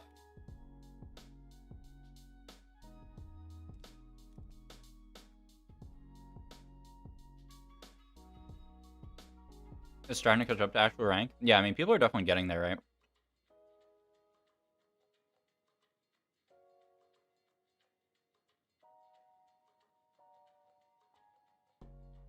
Oh, yeah. Jesus. People who are 900 LP Challenger right now scare me. I guess it's only 2 people. But Jesus. So many games played. I just don't get how people... I mean, I just do a lot of different stuff besides playing, right? I do the VOD reviews and I stream that. Like, I guess if I didn't have YouTube or Twitch at all, I could maybe get to this amount of games played. Also, if I just, like, more no-lifed it. But I like having a balance. Yeah, Boss is doing well. I don't really know much about this guy. I've just seen him high rank a lot of the time. First time checking on the stream, but I love your vids. Thank you. What up, Oscar? You think 3 Prankster is worth going out of your way to put in a late slash mid game? I don't think it's worth going out of your way. Yeah, like Jinx is a fake unit, but if you can get like a Prankster spat, it's really good. It'll take another week or 2 to get there. That sounds reasonable. But yeah, like a lot of these people are. But like, to be fair, like Jason Java was someone who was like 1600 LP last set. Or maybe higher. At least for a while. I didn't, watch his LP the entire, like Sox is not a 400 LP GM player. Oh yeah, they're getting there though. It's getting close. I need to play some TFT games. Feels like Setsuko rank 1 is inevitable. He scares me. I mean, he's just like the perfect combination of grind lord and like really good at the game. Just like a very hard worker. So to be fair, you look at Setsuko games played, it's like it's up there, but it's less than like a decent. I mean, it's like the same as like Valet. Like, isn't that insane? Setsuko's 900 LP, who's like, yeah, he's like 250 LP ahead of someone who has the exact same games played as him. Not insane. Or like, someone like this who's like got more games played than Setsuko, but he's 900 LP. He's like, he's a grind lord, but he's also just, he's just good at the game, man. He was D3 and he said rank 1 in 3 days. Yeah, this guy's a monster. I've been trying to actively watch better players play about just as much as I'm playing, and I feel like it helps me in terms of game knowledge, but definitely doesn't help in number of games department. Yeah, but like number of games is kind of fake, right? Like, I mean, it's not fake, right? Like, if you don't play any games, you'll never get good, and like there is some amount that you have to grind it out. But like me personally, I would much rather play 10 games and have them be really high quality games versus some people who Can you scroll down a bit? Sure. Why are you somewhere in here? But yeah, like I would rather play 10 really high quality games like when I know I'm like at my sharpest than play 10 games with like, watching anime on the second monitor and like not caring at all. And that's what like, I don't know, a lot of challenger players I imagine are obviously doing it full focus. I'm sure there's some people who troll it a little bit. But yeah, and also like at the end of the day, the goal is knowledge, not LP. Saw someone in Challenger with 35 plus win rate. Oh shit, really? What was their name? I'm not gonna try to look for it. Acer says you should watch 75% of better players and play 20% of you saw. Acer? Who's that? The rank 1 KR is playing just Yumi? Oh shit, really? I could believe it. But yeah, like the other thing is like, oh shit, look at this Bebe guy, by the way. Really the Setsuko of Korea. Asa? Oh, Asa. Yeah, I think that's quite reasonable. But yeah, like the other thing is like, yeah, at the end of the day, your goal is knowledge, right? It's not actually rank, because rank is fake.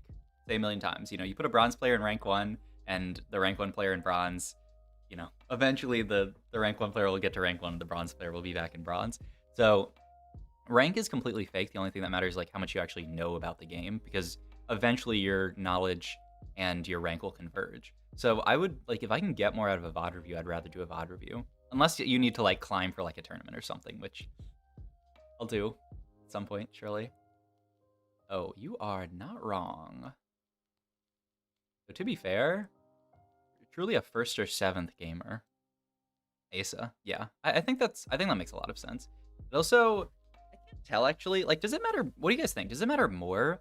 For like if you're better at the game, do you want to watch better players more or less? Like, I almost feel like it's less because you actually have more contributions you can make.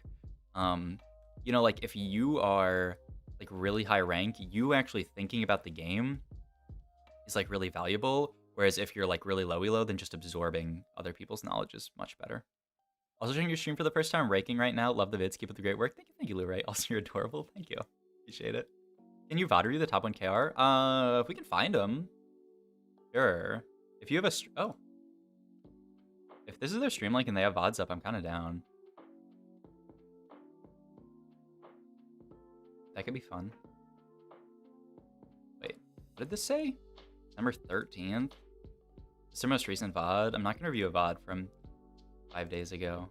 This is before B-Patch even. Wait. Once you reach a certain level, you make up the meta? Yeah. But that's obviously a very high level.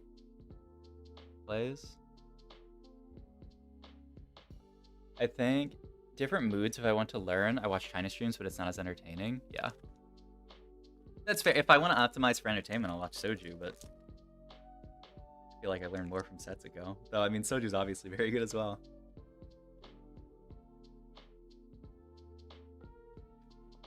Rank 1 KR doesn't have any damn VODs up. Most recent one's on the 13th. Right? Unless anyone can link me to this guy's actual VODs. I think he doesn't have any... I mean, like, this is the most recent VOD, but they're too long ago.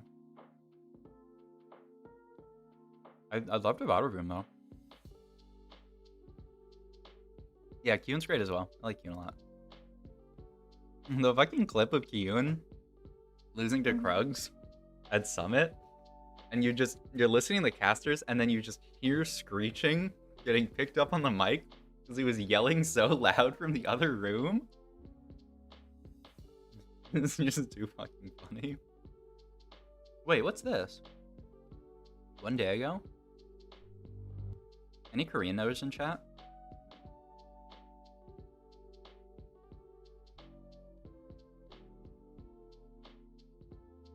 Like a coaching session?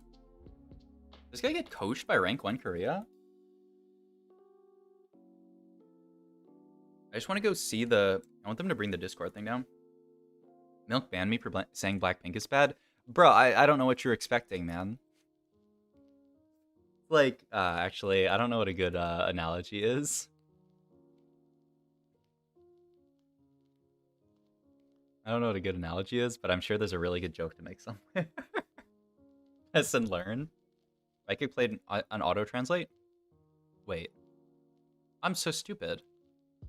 I didn't know you could do that. Wow, that's really...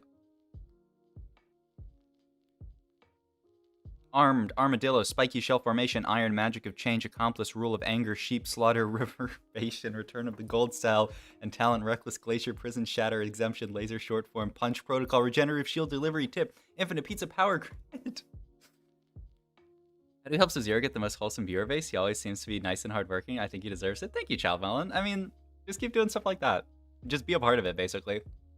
I think most people's, like, viewer bases are, like, extensions of who they are. So, you know, if you're Tarzan, then you get a bunch of negative people. If you're me, I tend to attract more positive people. So, yeah. There is VODs on TFT Meta. What does that mean? Is that like a YouTube channel? TFT Meta? Wait, this is not going to work. If you can post links in chat, I believe. Actually, you might get banned in YouTube, but you can post links in Twitch chat for sure. If someone has a link to this guy's VODs, we'll watch it. If not, we'll probably watch another Shunga VOD. Anyway, wait, someone had a long message up here. I want to read. Milk is funny as well. Absorbing, yeah. I watched more TFT than I played. First I played was set 6, hit master, then GM set 7. I personally improve more if I watch some, then play some, and try to apply what I learned. But just playing at Clem, yes. Yeah, I agree. It's like telling a cow that milk is rubbish, Lamau. Thank you. Yeah, thank you, Violet. Med TFT site, they added VOD search. Oh, yeah. This is true. I love this, but I don't think I can search this player, can I? I'd be sick if I could. Is this even, like, can I do this? What if I search just this one? Yeah, I don't think they're on here. I could search for a comp that I want to watch. I could go for Draven, but, like, then I have to watch someone. Then I have to watch Soju. Oh, imagine. Yeah, I don't think they have the rank 1 Kara guy here. So, yeah, it looks like, he doesn't have a lot of VODs. The VOD search feature is really useful. It only really has Twitch streamers. Yeah, I asked the meta TFT people, and the answer is that it uses the Riot API, which works with Twitch, but there's no like match history in China. You know, like you can't. There's no like lol chess for China. You can't like pull games through the Riot API from China. And I don't think there's an integration for like Douyu. So you can't we can't have something like this for Chinese VODs unless someone manually went in and did everyone, which would be obviously insanity. Which is rough. Because yeah, like I feel like it would be so useful, but you know. It's still very useful here, so I'm not mad. But yeah, it's sad. Alright, I think we should do one more VOD and then play some. Kinda down. I really want to play some though. Man. Actually, I'm kinda down to just pivot and play now. Some games. I need to get my rank up. I need to just get the reps in. But yeah, I think I'm gonna go more AP flex. I think that's been quite strong. Ideally end up playing around Talia, but you can play around MF and other stuff. There's some match history here. Yeah. You can do like the QQ match history. This is true. But even this is like delayed, I believe. I don't know. Tanner said that this is like not exactly accurate. Like it's delayed a little bit. There's a website for all the China comps. Oh yeah. I don't like. Does any knowers? Because yeah, I've seen that before. Not this thing. Find it. Well, too late. But yeah, I've seen that before. But is that like curated by people or is it by stats? So 8.5 comes in 3 months. Am I right? Yeah, sets are usually 3 months. So about. Well, Chainsaw Man shirt. Thank you. I was talking about it earlier. My sister got it for me. It's from Hot Topic, man. Hot Topic. I used to think they were kind of, you know, like Hot Topic, but they're kind of goated.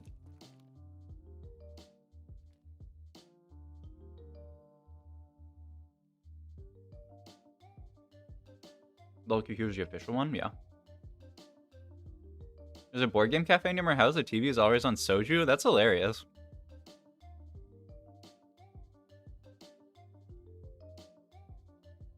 I guess someone there's a Soju fan.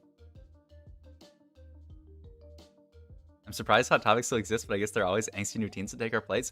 Look, I'm not angsty. I'm just a weeb. But like, they got some good merch there. Like I don't have time because I can't pull it out the bag. But I went there the other day. Got this cool Dragon Ball Z shirt for my girlfriend's brother. Like, there's some lit stuff there. Giant Spell Wukong also doesn't sound bad. I'm actually down for Giant Spell Wukong. I think this starts cool. So I think people are into the tier start. Oh shit, you are right, Fire Mage. Let's swap to this. I should get something for my girlfriend's brother too. He's a big Naruto head. Pog. Yeah, he's big into like JoJo and Dragon Ball. So yeah. Alright. Haven't played a game in 10 years. Hopefully this will be a good one. Let's shake off the rust. Well, what's up guys, Sub-Zero here. We started a Wukong with a giant spell. Just got dropped a chain vest. I'm not mad about a Sunfire Slam. What's that arena? It's the everything goes on arena. If I wanted to, Okay, I can't do it. It'll take too long. Nasus? Nasus Silas, maybe? Nah, man, Anima Squad's fake. Agreed. Just the Wukong pair, and then we'll probably hold you. But yeah, if you turn the music on, it plays, everything goes on in the background. And just wait until I hit level 7. Just you wait. But yeah, you have to spend a bunch of money and buy Riot loot boxes to get it. Oh, sword? I'm still gonna buy the Lux, actually. Angle for the AP. Iraq's best arena they've done? Yeah, it's beautiful. The amount of RP that I had to spend was... Oh my god, wait. Opener's kind of illegal. Wukong 2, Rel, Lux. Sadly, I feel like the Star Guardian synergy early is pretty fake. This could be Sunfire Shojin, and like, we would be gaming. We should probably always make this, but then like, I don't want to have to buy something else. I mean, we're just gonna buy this. We're guaranteed to get gold here. Buy this and this, probably. I think we maybe could buy the Lux. I guess we'll buy at the shop. Wait, I'm down to pre-level, actually. Yeah, I like the pre-level here a lot, actually. Oh, fuck. I don't really like any of these. I hate rerolling first augment, though it is prismatic. Just from this side, I'm thinking Sunfire Slam and then play around the sword for some kind of AP. Like, Prep 3 is surely fine. But I don't want to really play a reroll comp. Force 3, and then we play a reroll comp. Super Soul. Okay, I guess we have to play something rerolly. I don't really want to take High Roller, but there's probably a good angle to take with that. Take Triforce. Oh my god. I'm pretty sure we're meant to sell you for you. Okay, so probably just a Kaisa angle. Some Sunfire on Ribbon. Okay. Wait, these 2 units hit already? Wow, the pre-level was huge here. Actually, just slam this. Okay, so yeah, I think we just play around Kaisa. This ends up becoming, probably GS. I'm pretty sure GS is better on Shojin than this Kaisa unit. I misspelled it. Oh, I didn't type the dash. Yeah, and we can also just play around threats. Probably you over you. Yeah, I think this GS better is much better. And problem is we have to get rid of a bow to do that. Shojin's an easier time. There's also Gunblade. We'll see. Okay, so the only problem is now we don't have reroll, but the nice thing is we already have a lot of the synergies that we want in. If we can get everything in at 3-1, we'll be very happy, because then we can just use that to tailor our board. My feet are cold. This guy is level 5 with birthday present. We're gonna lose some fights at some point. For sure. Yeah, this could be the first one. I mean, to be fair, our board's not that weak. This talent's kind of an issue though, huh? Problem is Lux unit. She just spreads her damage out so perfectly so that you can manage to kill like nothing. Okay, we're gonna kill a few here. Yeah. I mean, yeah, the Triforce, Nyla, and Riven are bad. Can we just kill these guys, maybe? No. Oh, nice. Okay. Not that bad. Or unit loss. With Curse Crown. Any tip to transition better at mid to late game? I think just like get more refs in. Oh my god. Just like play the game more. And it'll become a lot easier. Because you'll have a lot more familiarity with the units. Like if you haven't played very many games this set, the transitions become difficult because you don't. Also, another thing is just having a board in mind before you do it. Just like visualizing the units that you want to take out. Like just having a plan, I guess, is the way I'm thinking of saying it. I think that's big as well. I shared how to go Triforce Zoe threats. There were 2 other people who ended up rerolling threats. Yeah. We'll see this game, but could very well be contested.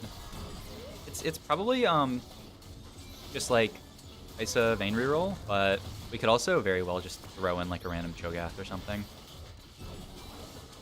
I guess it could always be Zoe as well. But, I mean, even once we slam GS, I guess it depends on these items. But, like, we already have a lot of units that are really good for the Zoe comp. We already have the Riven and 2 Nylas. My god. I thought we were going to lose this fight. No, don't sell you.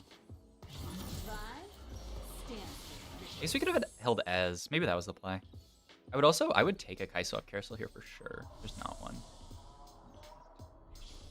Okay, let's just take 3 cost bow. I also want to Cho, but I don't really want the bow stuck here. This Riven Nyla 1-star duo? Yeah. Kinda gross.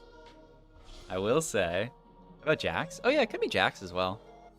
I mean, with these units, it's a little bit scuffed. And I think this comp should be better. Also, it looks like it's contested by this guy already.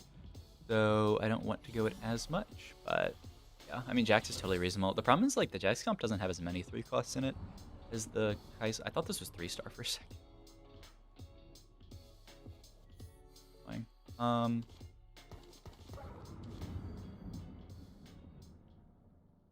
mean, yeah, you surely just play the second Nyla here, right? You. You.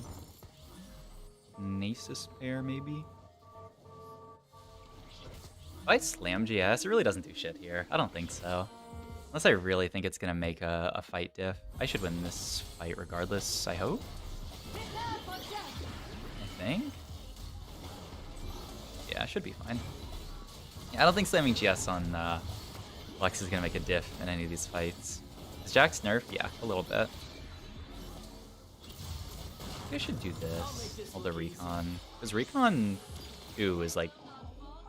Actually, no, it's only Recon 3 that really is a big buff now. Recon 2 didn't get changed, right? Okay. But yeah, still, like, getting 3 Recon in could be big. I guess maybe I could have... Oh my.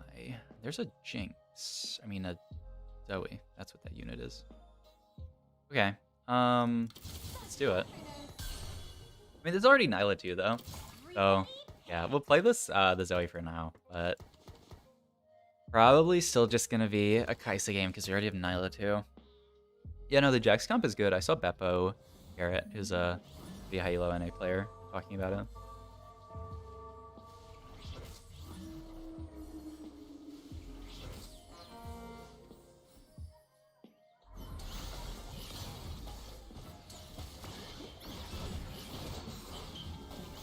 Good 3 streak. I mean, our port's cracked, right? If we can find Kai'Sa Vayne, we are chillin'. Would you agree with saying that to play TFT on decently high level, you need to have a plan, but also be able to wing it sometimes? Or you'd say that differently? No, I think that's a really good way of expressing it. I think you should always have a plan, but be ready to deviate from that plan if you high roll something else or low roll that plan, or, you know, like you hit an augment or something. I think that's a very good way of putting it. I mean, I guess Yumi's better than you. You're in fight range. Not even necessarily, though. I want to keep Star Guardian in, so we have Kai'Sa. But I also want to get Anima Squad in as well. We could hit Vayne augments. Here I am. Or even just get Duelists in, I guess. So you have Vayne augments. Another bow. Okay, it's got to be the Vayne angle, right? Vayne Kai'Sa angle. Another sword. Oh, these are kind of weird items. What's this? So it's definitely gonna be a GS. What would you say to be the turning point when you should deviate your plan? I mean, that's the hard part, right? It's very difficult. Like, there's no hard rule. It's like, oh, I saw this unit, I'm gonna deviate. That's like where the difficulty in TFT comes. So yeah, I can't really give you one hard rule for when you should pivot your comp or that kind of stuff. You have no reroll. This is really scary. I mean, I don't know. We have Star Guardian and Defender in. Like, if it's 3 cost for augments, we should just slam items on Zoe, by the way. No, it's not like. I mean, she just benefits from Triforce. It's gonna be GS Squintu Gunblade, maybe? See, like there, like I have a plan, GS Squintu Gunblade, but like that can easily deviate depending on what units I hit. or augment I get here. Like if I get item grab bag, I might build different stuff. So yeah, I can't say exactly like what should make you deviate because that's like the difficulty of TFT. But like oftentimes you want to build a comp around what items you have because like you can roll for new units, but you can't really roll for new items. So that's something. If someone says me mech, no pivot, you pivot to mech, only rule needed. Very true. Okay. Oh my god. I mean, surely I'm down for just another Triforce. Oh my god, and we hit Vayne. Nice. We hit another of this, by the way. Should I roll down here for a Kai'Sa, or should I just sit on this board? I think this board might be strong enough. Like, I want this to become Kai'Sa. Pretty sure this is stronger. And that's just our board. Done.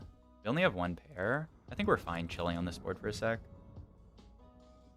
Okay, we could even hold the Rammus. But I mean, this is our level 6 board for sure. Yeah, it's not a bad spot. I don't think we actually have to roll that much here because we have this 2-star. Good items. Put the bow here. I'm still holding out on carrying Kai'Sa. Jesus Christ. Getting Prank's turn is really good as well. Yeah. Things frontline easy. I actually kind of want to backline her here. I think... I'm not 100% sure, but I'm kind of thinking like I want the... I don't know. Having the dummy in the backline usually troll though. Like I was thinking maybe she'll do more damage if I put her in the backline, but maybe that's just not even true.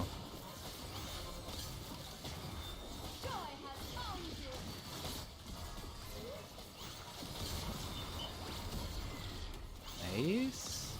I should probably end up frontline here. Immaculate dub. But yeah, it could just be Rammus at 7, I guess. Yeah, I mean, it should probably be Rammus at 7. Oh my god. Mort dog, you beautiful man. I can't. Mort dog. You can't make it too obvious.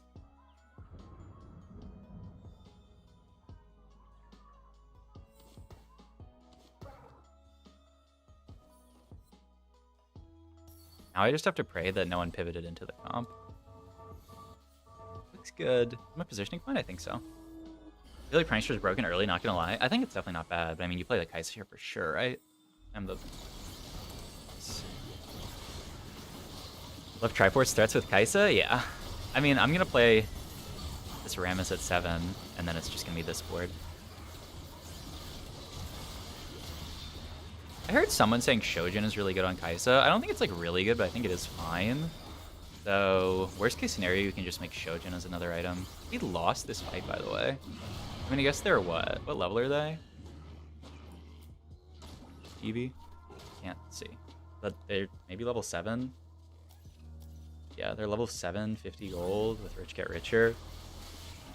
Yeah, that's kind of wild. Probably don't jinx frontline without Prankster, right? Oh, shit. Yeah. You are right. She's still frontline. I don't think I'm going to get this 4-cost rod here. I might have to take the 1-cost tier. I mean, I could also just go for a frontline item. Like, if this Giant Spelt stays, then that's... The glove for JG is also really nice. I think I'm just going to take a 4-cost. Or I'm just going to take this, I think, for a frontline item. But it is a worse... There's, like, not a good slam if I do this. I think I know what my Kai'Sa items are going to be. Bell better than a Rammus, maybe? But yeah, you should definitely come down here. Eventually you're going to come out for Echo. I mean, we can't level here. If we had our streak, we could. But yeah, this will just become like, I don't know, Onyx Spark Rammus or something. Might as well just hold this as well. Hit whatever we hit. I wonder if that was a Jinx frontline diff. I thought Kai'Sa Shojin was just an item holder for Talia. I mean, some people are like, nah, Kai'Sa Shojin is BIS. It's better than Winsu. I'm like, I don't think that's true. But people are free to believe whatever they want to believe. Okay, my word sucks. We are. No one ate. I mean, it's a prismatic lobby, so you're bound to lose some fights, but we're still very healthy. And our board is still very strong, and we're just gonna greet our econ, roll it at 4-1, hit all my 2 stars, slam my items. And our spot will be good. I'm cold in my room. I need to grab my blanket or something. Make the pivot from bomber jacket to blanket. Cause gosh, cold in here. Ooh. Hold you, hold you, hold you. Now we can't make econ. We could sell these, not hold the rel pair, because we know it's coming out for echo. Can I channel Shunga and roll to 0? Or roll to 0 at 7, maybe. Hopefully not. It is, like, it's like Turtle was talking about, like, rolling to 0 isn't as good in NA, because people don't play as aggro. I mean, this is definitely coming out the second we hit 1 echo, and the chance of us hitting 1 echo on 7 is pretty likely, so I don't think I'm going to hold this. I think I'll just all these and make hold. Making 50 feels kind of nice. Let's do that. Velka's a really good guy. I want that jacket. It's pretty sad. It's I don't know what I was gonna say there. It's pretty nice. Looking pretty fresh for a self-described weeb. I do my best. You can look fresh and be a weeb.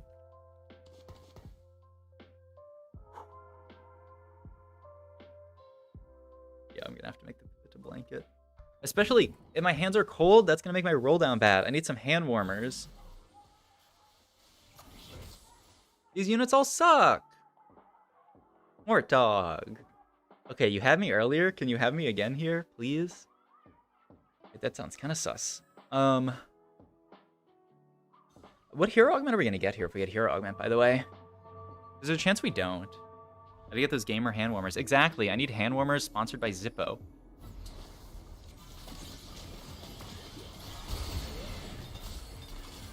Random Jax, I care not. That's a JG. That is a ribbon 2. I'm not mad about that.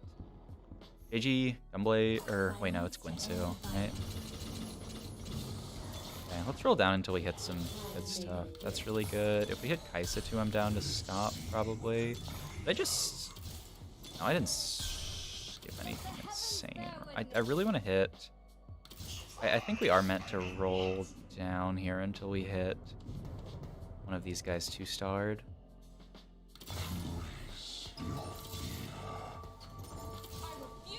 Well, we hit everything but, I guess. Of course. Let's do so important. And this will just be like JG, and this will go in vain, I guess. Unless we can make gold here, but I want to hold all this stuff, so I will. Didn't hit Kaisa too, that's fine. I think Anima Squad is Balber right now. I mean, I think you can fit it in. I don't think it's a very good vertical synergy to play like a lot of. I should have built the MFs as well, by the way. You can just play MF in this comp. But I probably want to play around thing. The point is, when lose the weeb moniker, I used to watch tons of anime and haven't watched any in 2 years now. I mean, you know, it's whatever you want to call yourself, I guess. Okay. Oh my god.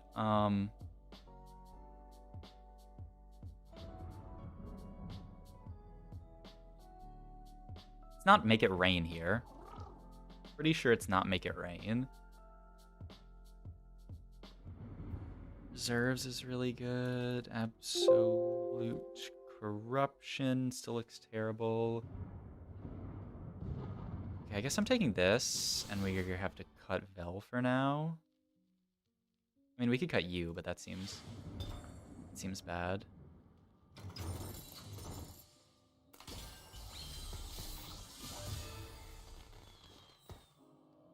I think it's like this. And fill up our bench. I mean, at least you have a big bench because we're rolling. Prismatic Lobby with 5+ hero augments, yeah. Pretty sharp. They call it, like cheddar.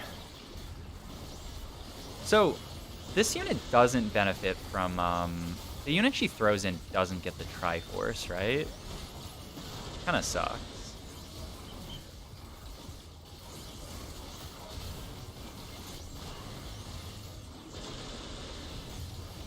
I need Kaisa 2 stat. I think I should do a Shunga here and roll a 0. There's no way making 10 here is worth it. Versus hitting Kaisa 2. Yeah, we should. I think we should be rolling the 0, digging for Kaisa 2. Okay, that works as well. Okay, and now we'll just econ up a bit. But yeah, I believe the unit she throws in doesn't get Triforce, which is kind of rough. But I mean, like, I can't play down this guy. We could just add Echo in at 8, and that could be our board, and then we could just be throwing in Vel'Koz 2s. Or Vel'Koz 3s, but yeah. Fuck. I mean, we should be spread out for that Talia player last round. We have just Guinso. I'm pretty sure it's always JG here with the crit. That's only an extra 20, but I mean, still, we make so much better use of it. We have, uh-oh, okay. That was actually good reconning. So they did just abandon my Cinder and let her die. But at least now Jax is stuck on our Riven until Riven's dead. But I think we got this? Nice. We can't roll it down yet. Touch Kaisa or not? I don't actually think she really needs healing here, but I was thinking going for JG. I think that's the best one to take here. But I mean, we'll see what we can get. Here for Cinder is not bad either. Go Rod. Oh fuck. If we take Rod, it makes Vayne. That's so dumb. Okay, well it's fine. Can't take it anyway. Okay, so I'm thinking Shojin for Syndra, actually. Is really nice. Yeah, fair enough. It's a really high value item. This sucks. I'll take a sword, I guess, for a Vayne item. I could go Deathblade Vayne, I guess. That's so rough. Another Vel'Koz.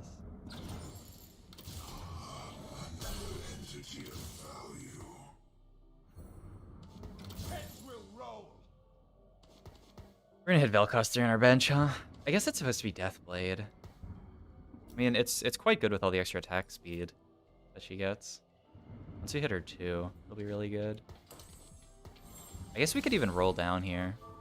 I mean, it's too late now, but potentially should have rolled down here. That's the point. Because Vayne 2 is a big upgrade. Also, we might get basic here. At least we have the declaw for frontline, but that's nice that the problem is we really want to group for Nyla, so that's really annoying into all of these Talias. But hey, look at that Nyla value. Man, if I can get a JG onto this Kaisa, we will be rocking and rolling. Well, that extra AP's got to be good, right? Oh, I can just do this, by the way. Just sell units after combat. Didn't really think about that, but that's like the optimal way to play this, right? Hold the units, gain the extra AP, and then you cut it at the end of combat. But the Triforce is already on the bench units. Oh, is it? Oh, it is. Oh, so it does work. That's really good. Okay, it's lit then. Okay, then this is awesome. Then I can get infinite Triforce units. My hands are so cold though. We'll hold on to the Rel for potential Rel 3 angle, but I don't know. I mean, it's good. It is not bad. I'd prefer an Echo. Kaisa? I don't know if that was dashes to safety or not. Okay, yeah, that was dashes to safety. Yeah, now I can sell these, get the Cinder value, and that's fine. Also, I don't have any socks on. I'm just wearing slippers right now. And they're like open backed slippers, so like that's probably part of the issue as well. Okay. The only bad thing about this game is we only have 3 Kaisas. Like, we're pretty poor. Okay, there's the Echo. Is this just already better? Maybe not already. I could go 2 is surely better. Is Echo 1 better than this? I don't actually think it is. We can hold him on bench for sure. I don't think it's actually better, and it's not worth holding these, especially because they're in a crowded bench space that, you know, like ASOL might drop us something good.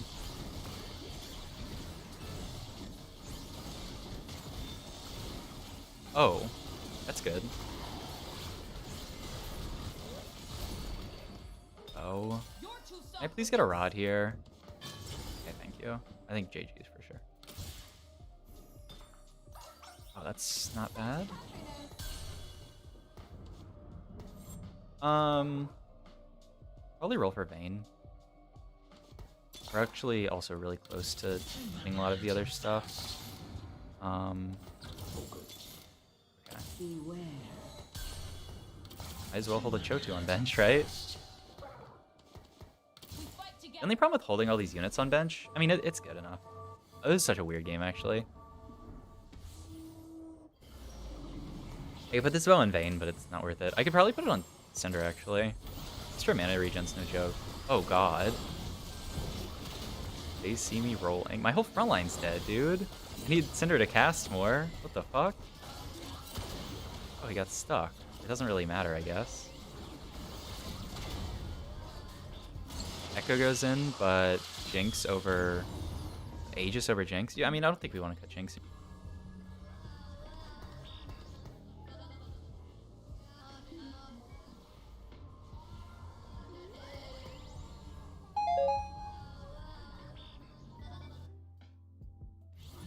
The Hollow Praise Fallen. The Ribbon, that's really good. Okay, I don't think I care that much about Rammus. Which server? NA. I don't know, maybe I don't care about this. To serve the greater good. Aegis over Prankster? No, because then I'll lose Anima Squad as well. Yeah, we're gonna have to roll it down pretty soon. I feel like Syndra is the worst units to throw in during my games. Yeah. Definitely how it felt there. Oh god. This board is not weak. Need oh my god. She was dashed in the middle of the board and then got AoE'd by everything. Here I am. At least she dashed out. Her having no healing here definitely felt rough. Said she didn't need Hodge, but I guess I didn't think about her dashing in the middle of the board. Okay, we're 17. We gotta roll it down to 0 here.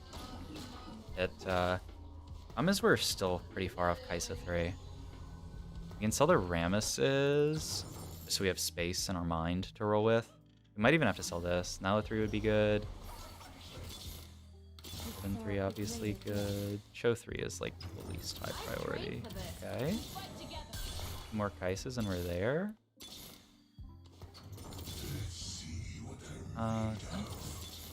Do that. Let the heavens bear witness. I've trained for this. One more Kaisa. I've trained for this. Alright, let's go. Alright. Not bad. I'll take my time with her. Is the AP worth the chance that we'll throw in one of these? I don't think so. Maybe it is. You definitely buy the bench after she dies. If that even makes a diff. I don't know if it's at the start of the combat or if it's in... Oh god, that's scary. But yeah, like 191 and then we buy this. It does go up. Interesting. Oh wait, there's some like real optimizations you can do with this, right?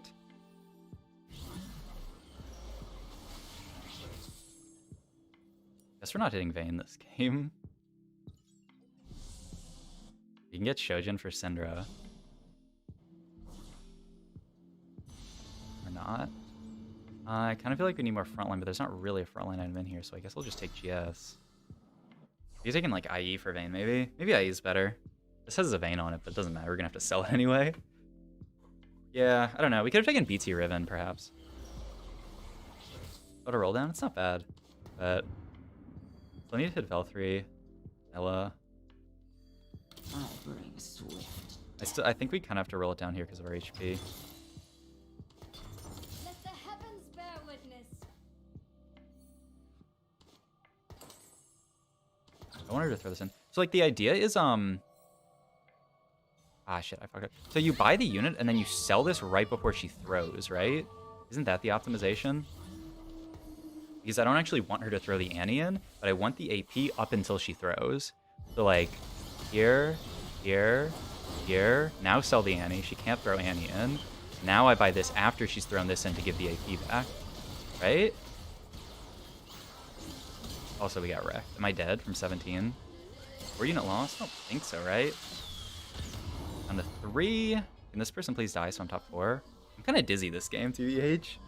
Adding the Cinder really made me dizzy. They won. Fuck.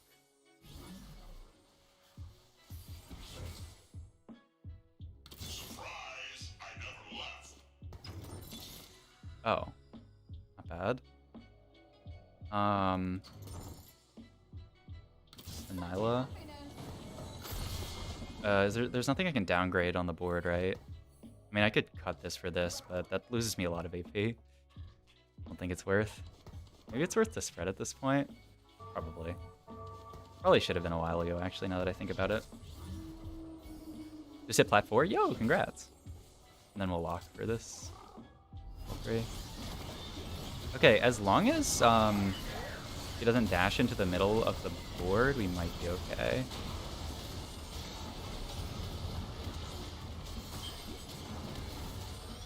Oh no. Man. He dashed into the fucking sun. I need one of them to die for it to be top 4. This guy's board was too... Ah, it's a 5th. Okay.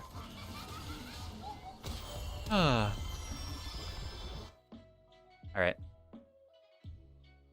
I got so, I got so dizzy with the stupid Cinder Augment that it became awkward to fit everything in. I thought our board was pretty strong. It's not a double Vel angle. I mean, I don't think you can cut any of those units, right? I could cut Jinx for Anima Squad, maybe. Lose that on the HP. For 1 Vel. I guess I could cut Jinx in that last fight and play Vel 3. That's probably it.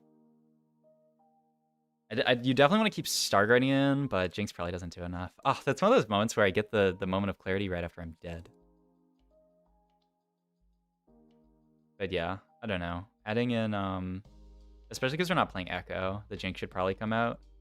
And just lose Anima Squad because its synergy's pretty fake. But I mean, fuck, their boards were so capped. We just... Stupid, yeah, I don't know. The Cinder Augment made things difficult, but yeah, it probably should have just been cut this. Would have lost all the AP from it. I don't know. This is a tough one. I thought it'd be pretty free with this start, but it happens. I mean, a 5th, not bad. I can live with that.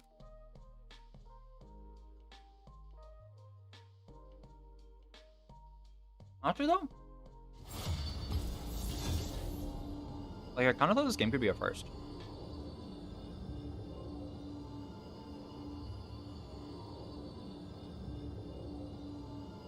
We should have prioritized rolling for Riven instead of Vel'Koz. Because I think we could have hit Riven 3 instead of Vel 3.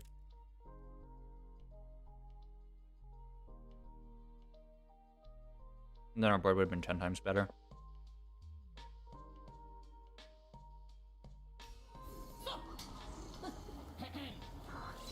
And I think we should have just taken the BT for Vel. I mean, for Riven. Appreciate you showing the Chinese Vel tech and analyzing anima value. Yeah, definitely, Brian. Happy it's helpful. Was a cold hand stick? Yeah, that was my first time taking the Cinder Augment and learning about the fact that Triforce is on bench. We definitely learned a lot that game.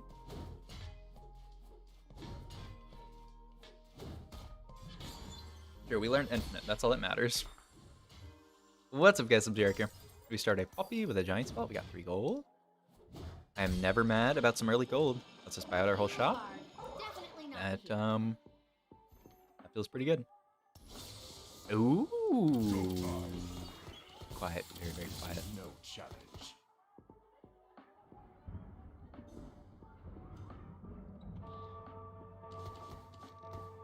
Two Gallios. You guys know what game this is? You guys know what comp we're gonna play? How many pulls did it take you to get the classroom? Like 50. It's not okay. How long it took me to get this arena. Luckily, I had a very nice viewer that donated some RP. So, I feel a little bit better. Oh man, where are my mascots? Hold this, hold this, hold this. That's okay. That's that little legend. I was like, what is singing that? Yeah. Shit, I want to buy this and maybe I should have cut the Gallios here, actually. Nah, you always hold Gallio fair, right? But I want to buy this, and I want to buy this, and I want to buy this. But I don't think we're gonna get enough for all that. Maybe we will. We only have 3 so far. Oh. You are definitely not the Let's make 10 and do this.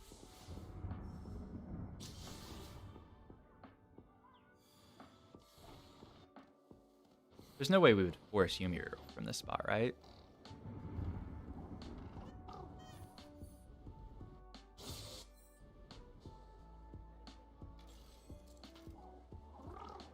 This guy went 4. This guy's holding 2 Narcissus. I mean, Heart Emblem isn't bad, even if I don't play around Yumi.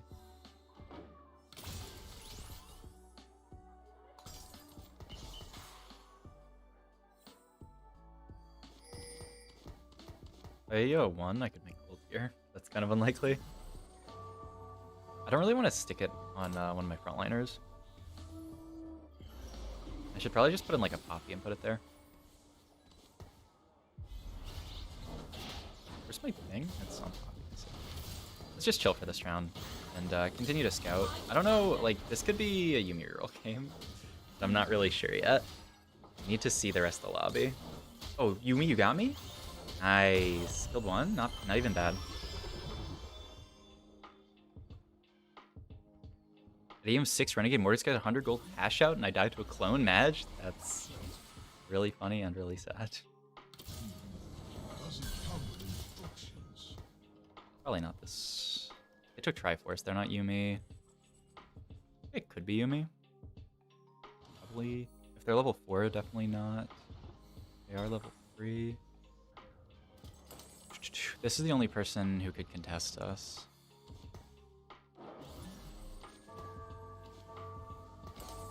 Do this.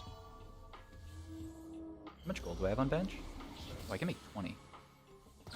The problem is I can't hold the GP. But fuck the GP. Just save some HP by slamming Warmogs, potentially.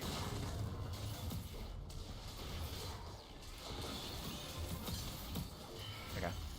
And we could also always just pivot out. Heart Zoe Gadgeteen? Maybe. Our mascot's still really good, or was that nerfed? I've been behind with TFT since that 8 went live. Yeah, there's a...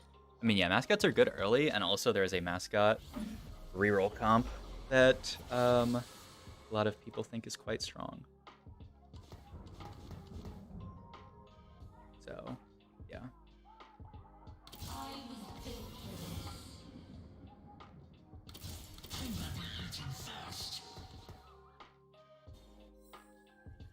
Hey, this guy already has 2 Yumis. He's holding on to supers. They took Axiom, which means they're going to take infinite damage.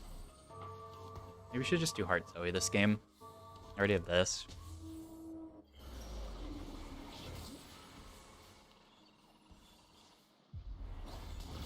Mascot Yumi is a joke? Oh, I don't know about that. I think this comp is pretty good.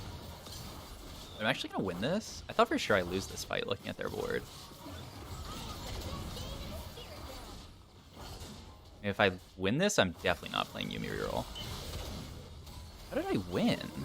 I guess they're like playing down an augment, basically. Alright.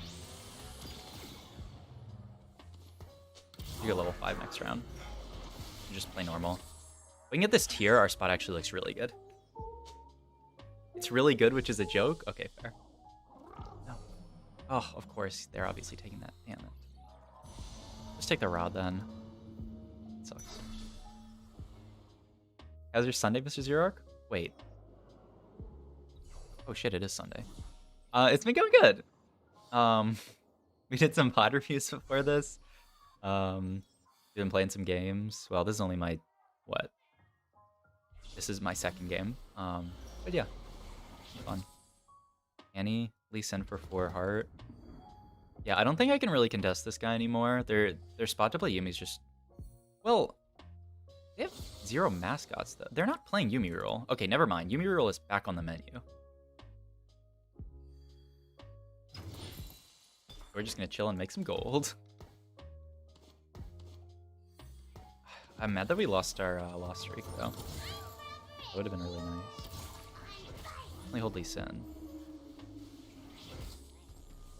Might as well slam this now. Maybe we'll win a fight. The best reaction. Wait, it's Sunday? Look, I'm not in a bad way. It's kind of in a good way, just because I had so many vacation days at work that it's been basically like a 5-day weekend for me. So, yeah, my understanding of the days of the week is kind of discombobulated. Have I passed a Nasus in a shop? I feel like I passed a Nasus in last shop, now that I think about it. I'm going 8th. I got this one.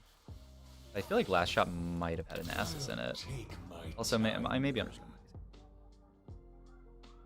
Alright, we could even make Heart GP. Kinda dig that. Low mana cost. I feel that every day for what it's worth. Fair enough.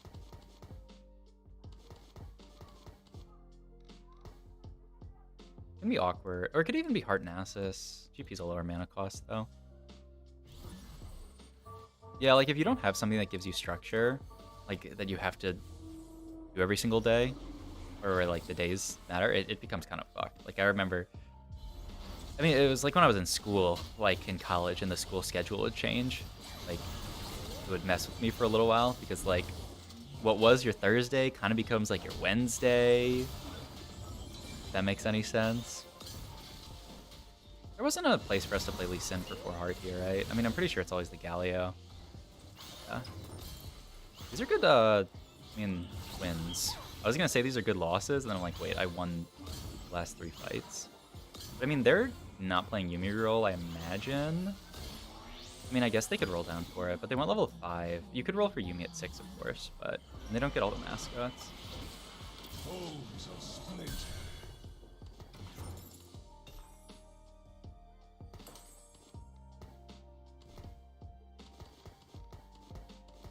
I really want to just get these units out of here. It might make my board a little bit worse, but I'm really afraid that I'm gonna like mess up my roll down because I'm gonna be mind flooded by having too many units on bench. I still need to find Malphite. That's it, right? That's the only like unit that I don't have yet that I need to find. Oh fuck! I have so much gold to roll down for. Just subscribe. Thank you, Luray. I'm gonna have so much gold to roll at 3-1. This is kind of a problem. That's a tier that's really good. If I had got that blue buff earlier, our spot would be insane. Oh, fraud. I guess it's death cap. I could roll here. I just didn't want to roll during the round because what if I lose the shop? Okay. Let's roll down to like 30 here. Roll for 2 stars. Don't really want Lulu here. But yeah. Okay. I picked up that guy. Now everything else is stuff that we already have. So, should be alright. I don't really want to hold this, yeah. SS2 would be nice. More roll, probably.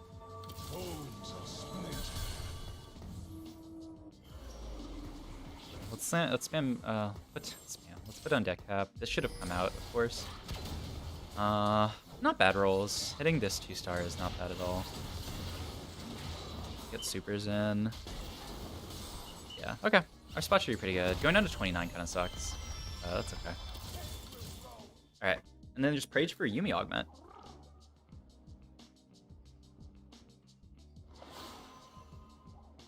Alright. Scary, game, because we haven't hit anything 3-star. That roll down also contains 0 Yumis, but really we're just rolling down for our 1-stars. That's the most important there. Oh. 3 cost, 3 cost, 1 cost. Or 4 cost, 3 cost, 3 cost. I guess it has to be this. The only one that really works in the comp. I'm already committed. I mean, like, this has to be our board, I believe. Which means, like, am I gonna play down an augment? I mean, I guess I could cut Lee. Do like this. It's a Lee 2 that I'm cutting is the problem. I don't really want to play this at all. It's not even that worth. It's not even worth playing. We'll just keep him on bench for now and play down an augment. Like, he's a good guy for sure, but like, this augment is not that insane. It's not worth playing him over someone else, I believe. Yumi's too contested right now, but you can do it. I mean, we'll see. Didn't look insanely contested in this lobby, so I like scouted a good bit and made the call to play this, but we'll see. There's always a chance someone like pivots into it and then I get wrecked. But hopefully that doesn't happen.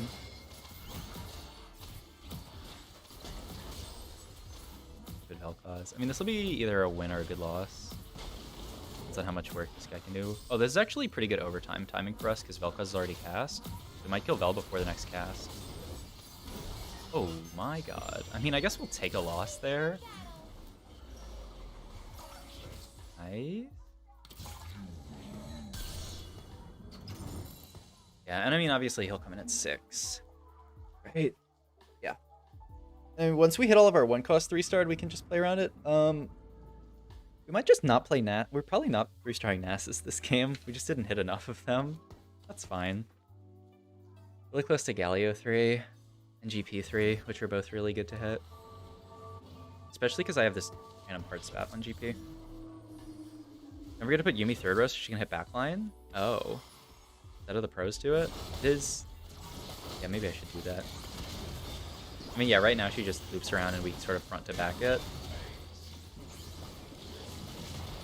Wow, we got clapped here. Okay, yeah.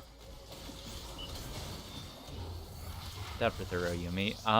Do we have to roll here? I wanted to sack 2 more and roll it 4-1 to hit everything. We are taking some damage. This guy isn't holding any Yumis on bench. Yeah, we're not contested, right? Okay. It was just, we didn't hit that many Yumis. Tier here? 2-cost tier, I guess? Blue buff's really nice on Yumi. We're not even first pick. Okay, what am I worrying about then? If we're not first pick, I shouldn't worry. I'll also take the Galio, but I think that's silly. Yeah, shields the furnace within her range. Yeah, and so if she's here, she can't. Yeah, that makes sense. Okay, so probably 3rd row. I hate that. It's so scary. Is anyone else like scared by the little the song? It's like kind of haunting. Oh shit! I should not have scrolled up into in Google Chrome. I'm down to do this. Yeah, let's just chill. Yeah, so I don't think we're actually playing around Nasus 3 this game now that I think about it. Because, like, we need this in at 6 anyway for 4 mascot. Like, we have to play this unit. So, yeah, and we're so far... I mean, it could become one of those scenarios where you just hit. So we'll see. What was that demon singing? It's the, Melodia, maybe? Little Legend? But yeah, I kind of hate it. Oh, we also have to get another heart at some point. Like at 7, we'll add like Soraka maybe. Could have been a Lulu 3 angle as well this game because of the +1 heart.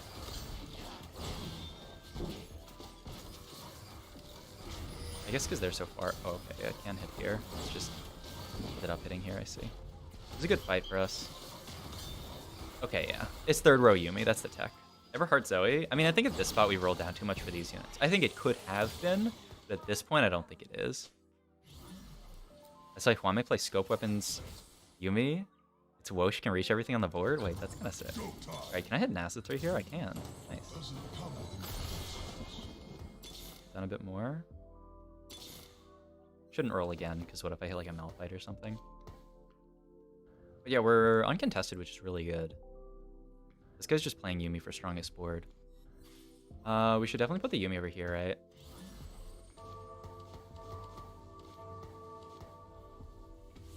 How to force a comp 2020 can show me? You just play it every game. I don't know, isn't it self-explanatory? Right? You just every game you play that comp. Any comp to force 2020? I think you could play this reroll comp if you want to turn your brain off a little bit. Though you will be contested some games, so it'll be rough. I think Spellslinger, okay, so Spellslinger Talia is really good. Potentially do that. That's Galio. It's chicken. Wait, what did I say?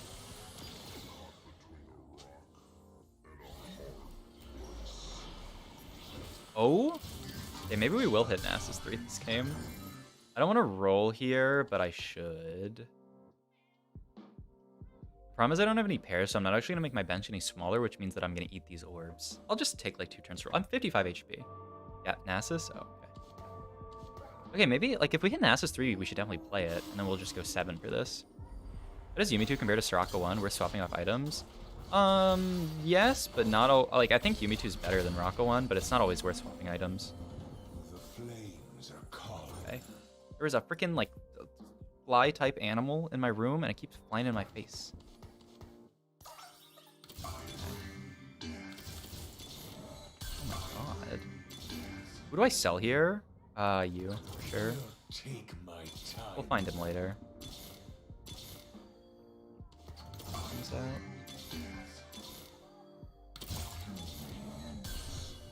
Rough. I need to hit one of these guys, please. Foes are splintered. I should definitely still roll for Nasus 3. Is it Titans here? I kind of think it's Titans here. We need Nasus 3 and then we'll push levels. And we need to obviously find the Alistar again because now we're playing down a hero augment. That's fine. And we need more fucking Yumis, by the way. At least we hit 3-star frontline. Titans, Yumi, Pog? Yeah, I don't know about that. There's a Yumi 1 that's doing a lot of work, by the way.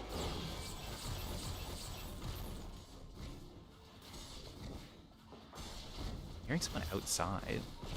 Sounds like playing music outside. What am I hearing? Okay, 45 HP. Surely their board was just strong. I actually kind of like New Recruit. Radiant Relics isn't bad at all because we're an item off, but New Recruit allows me to get in everything that I need to in this board. Which I think is pretty good.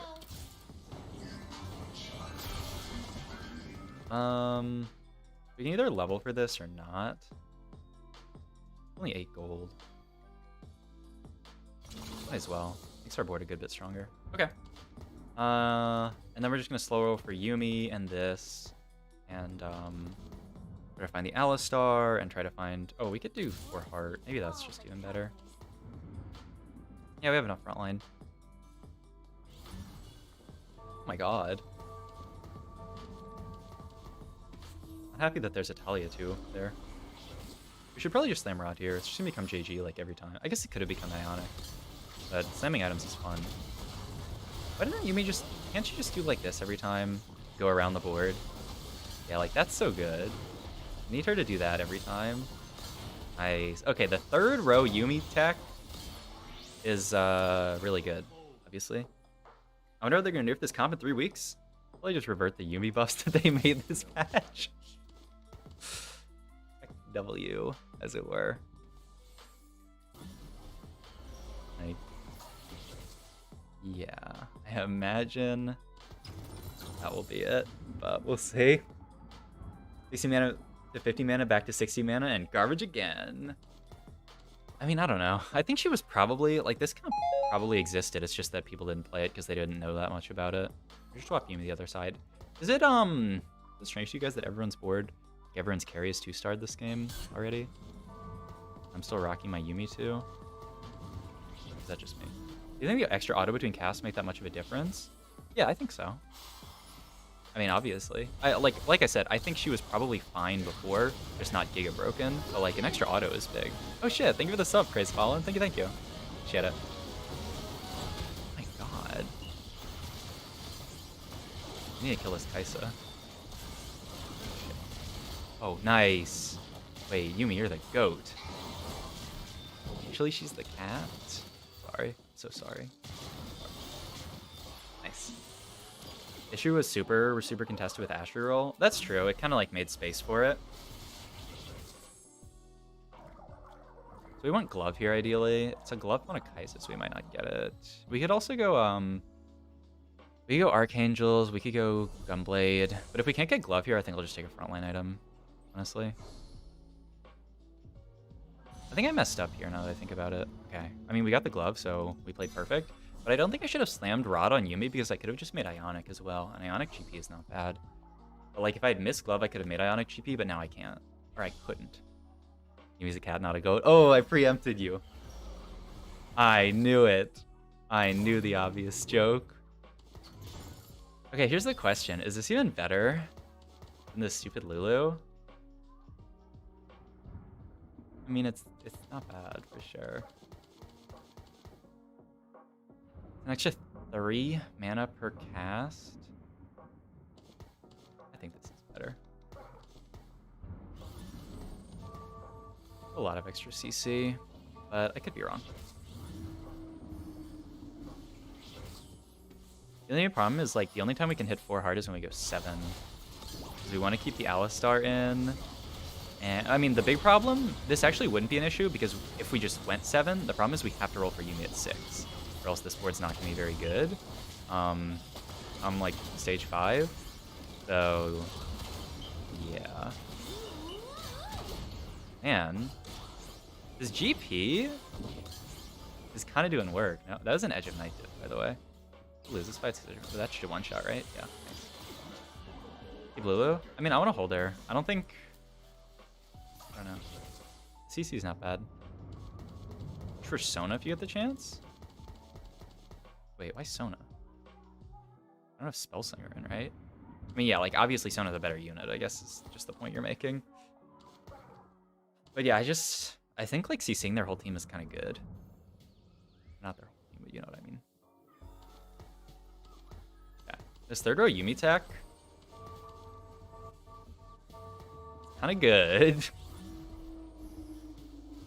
Not the greatest of all time, but the greatest of all patch. Yeah, the GOAT. Kind of true, though. I think... I mean, we're 45. Once we get close, we'll just roll it down. But, like, we can't roll it to 0 here. If we get close to Malphite, we should roll it down for Malphite 3. I'm kind of shocked this board's even doing this well. Or hard get more AP. Yeah, I don't know. Because, like, the thing is I'd have to cut the Alistar. Or Nasus 3, which I don't want to cut. So, I think this is the board. But it's pretty tough. Decent. Good guy. Blue 2, Pog. Okay, that's another Yumi. We're getting there. Ooh, put this on this side, please. Difference between third and fourth row is massive? Yeah. Yeah. That's what Twitch chat is for, baby. Because, yeah, I was just giving her fourth row and letting her wreck the front line, but, like, being able to snipe back line is really good.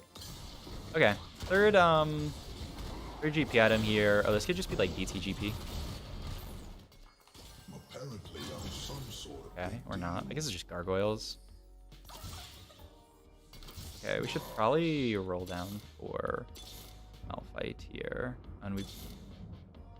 You ever, like, miss something and then that, like, slows you down because you, like, consider, oh, shit, I missed that thing. Definitely for Malphite 3. Alright, and then we just chill for a bit.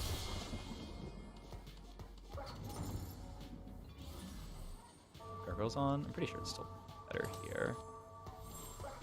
But he's not taking much of aggro. Like, hey, mascot's fat? I'm down. Sell this on win, sell this on loss. We might even still be able to hit Leaf 3, but obviously we're a bit far. Okay, that Alistar CC was an absolute nothing.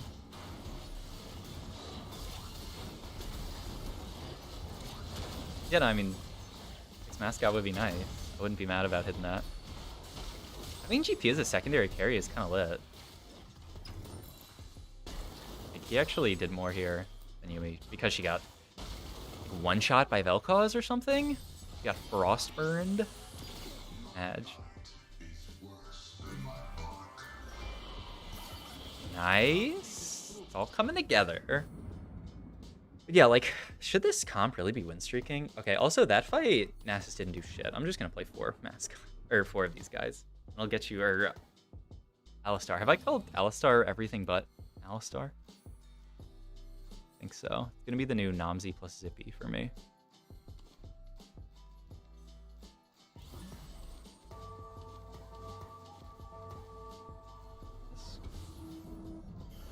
Got dissected. Okay, so like the thing is I want to put this here because Vayne's gonna aggro here immediately. So he can at least like tank up a good bit. But I also really want Yumi to be able to potentially snipe this Vayne, but she hasn't yet because she's sniping the enemy from online. At least GP's kind of doing some work. He's getting the run around. Oh my god. She lived at 1 HP, man. Wow, 33 is... I mean, it's not that bad looking at the rest of the lobby, but it's kind of bad. The full Nasus team. Everyone is Nasus. True. Okay, unless we hit something insane here, we probably shouldn't roll down to 0. Okay, and if we hit nothing, we definitely shouldn't roll down to 0. We probably have to roll it down to 0 the round after this, or I guess just whenever our next loss is. Yeah, probably just after our next loss.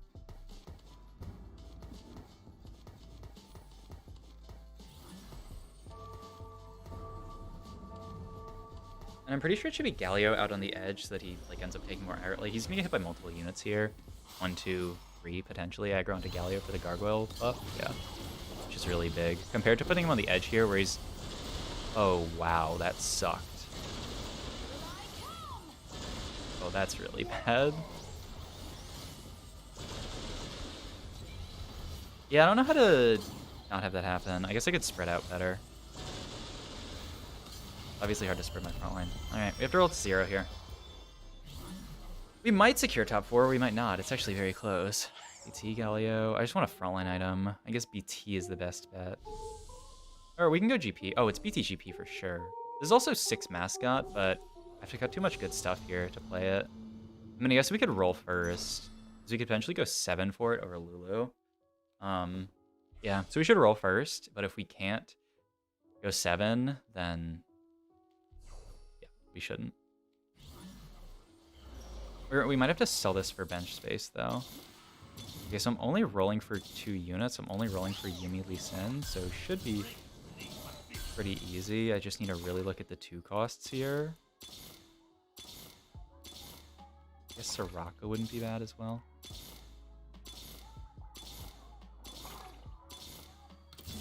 Yumi though.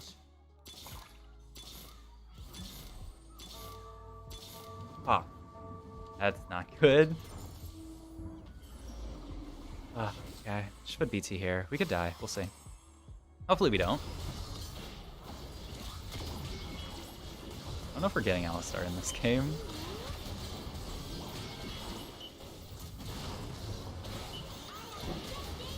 Isn't one shot. Maybe get one more ult off from her. Yeah, she went the other way. Are we dead from 16? There's a lot of units alive. Stage 5. Can Galio kill like one more?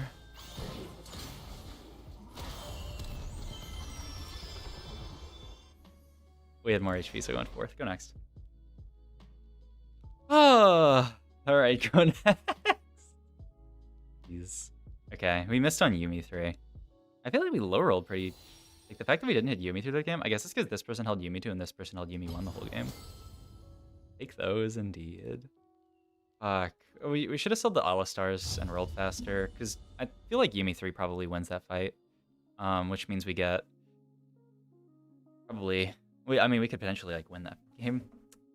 Hitting the Alistar hero augment is definitely really rough. Too hard to fit in the comp, especially with +1 heart. And then Alistar hero augment is also just not very good. But yeah, I guess you have to be careful with that comp, because if you don't get first hero augment, any of the later ones, I guess third hero augment's kind of the worst. Because like 4th one can be like Nunu, which would be good. I mean, I don't know. Stage 4 can be bad. Yeah. Gotta sleep 5 hours until I gotta work. Good night. Oh my god. Good night. Try me, Raven. Sleep well. Love the videos. Thank you. Thank you. Rocker's Stone Augment was probably better. I didn't really... Yeah, I guess I didn't consider them enough. Okay, yeah, you're probably right. Because I could have just played... Yeah. Okay, that's definitely true. I didn't even think about that. Okay, I'm trolling. I'm trolling. Let's go next. Hey, at least it's, we take a top 4. Learned Infinite that game again. W. If you learn Infinite every game, you're chilling. Yeah, yeah. Yeah, we could have just gotten in the 4 heart instead of playing the stupid Lulu the entire game. That makes a lot of sense to me. Okay, I'm kind of down to start tier every game. Parasol God. Like, the fact that that game was a top 4 is kind of insane, isn't it? You telling me I played Yumi 2 the entire game and went top 4? And I played down at top... Like, I played that game so bad and went top 4. Like, and not to say that I'm going to force Yumi reroll every game, but if it's open and I get the right start for it, like, shouldn't I? What's up, guys? It's Derek here. We started an Ashe with a Rod. I'm just going, like, AP Flex, which also means maybe I'll play around Yumi. We'll see. Shojin. It could just be a more regular AP angle. Play forward. Halia. We will see. It could also be GS blue buff. We will see. But yeah, a lot of... I just think AP comps are so good, man. What do I do here? I don't really want to hold the Ashe pair. I think I'm going to hold like GP Renekton. Maybe even GP Kale. Actually, GP Kale here. Ashe with a tier, we know what you mean. Wait, what the hell? God, I'm sorry. I said something else. We should hold that Talon here, I think. For the Ashe. I don't think we need this Ashe unit. Chain? Okay. Nothing really... Shojin is the best slam here by far. And then this becomes a frontline item.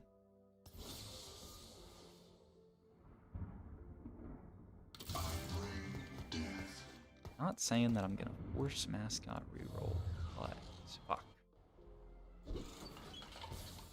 Okay, to be fair, I played it completely uncontested a game ago, and this game it seems like it could potentially be a lot more contested. The nice thing is this is still, like, mascots are still a very strong opener regardless.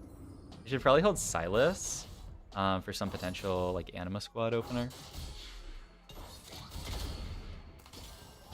Given.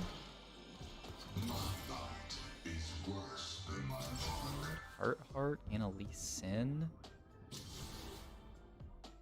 Renegade Heart. Wait, is Renegade Heart good? My talent items aren't great, though.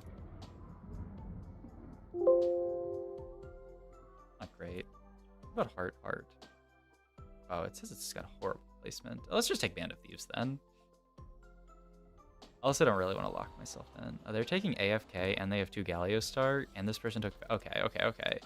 Let's not play Yumi this game, I think. You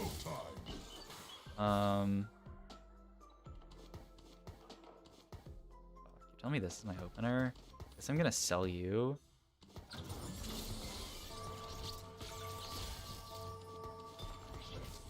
Either Riven. She'll be our carry. Oh fuck! I could have put her put her further back. Okay. I still probably want to play around AP. I just don't have an AP item holder yet.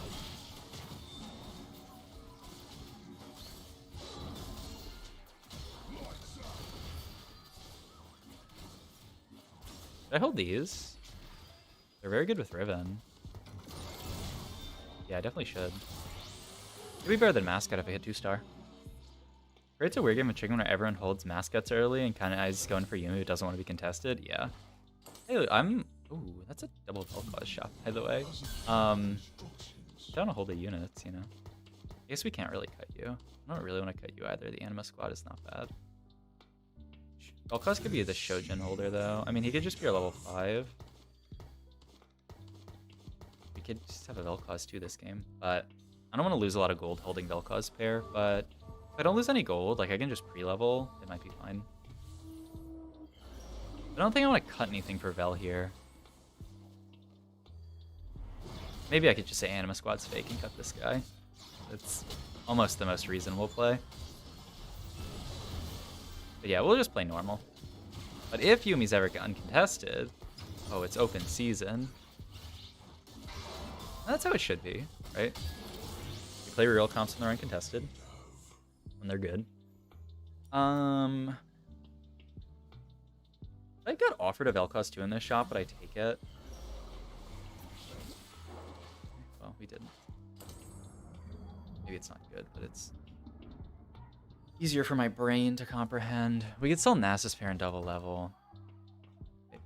I mean, it would make our board way stronger, and would allow us to play for streak, but we would lose Nasus pair, which is pretty big on this board. I think we're just meant to pre-level here, and if we win, we win. If we lose, we lose. We're gonna lose a lot of these fights, though. Okay.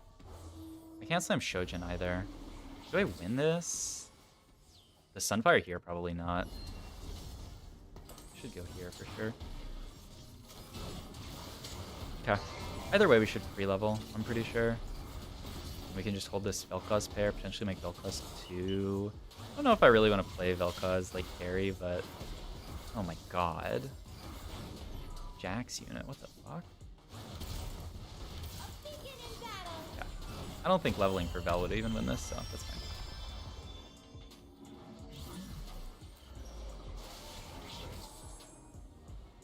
I started this way in a TFT game I played recently. I got a 6 though. I didn't know how to get out of it. Wait, is this real? You're playing a TFT game, David? You had what do you mean this way? Let me win, thanks. No win trade though. Come on. I'm an honorable gamer.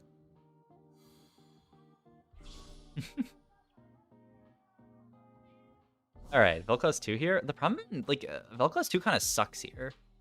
Like, I think I don't want to hit Vel'Koz 2 because it's going to bait me into playing it.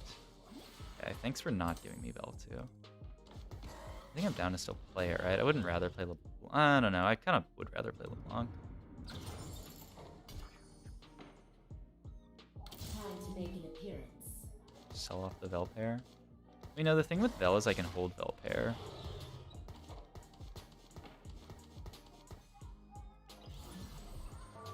Nah. Let's just do this and hold everything else. Because I just want to play a Talia game. Oh, I don't have to slam items. This is a mistake. Whoops. Yeah, no reason to slam items here. Because, like, we're always winning this fight, of course. Yeah, let's just sell the Vel pair. They're nice, but it's just not worth it. I think we hold these. Played 3 TFT games, got 6 in all of them. Started with the champs you have on board. Dog.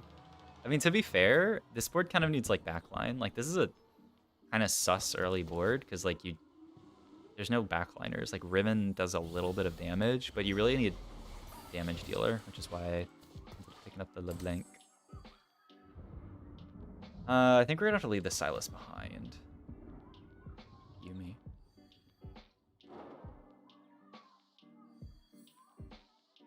We're chilling.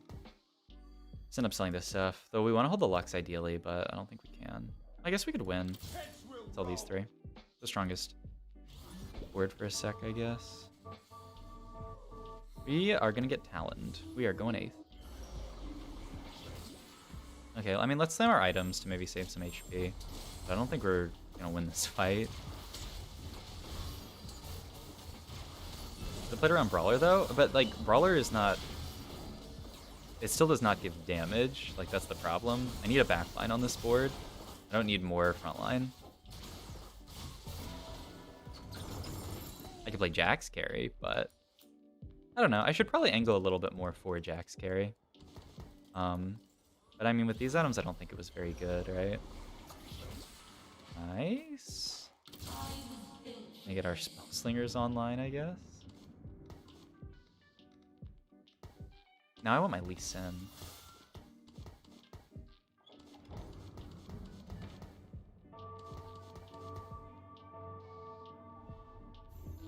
Now I need my Yumi back as well.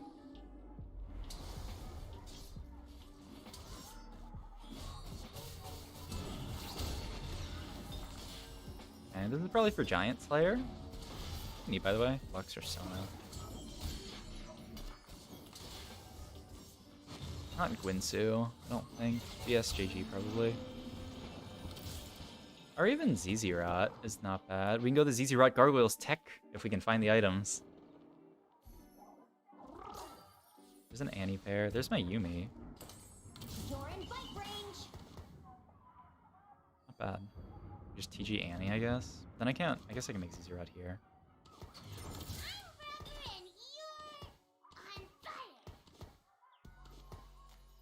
And, or I mean, I could TG here.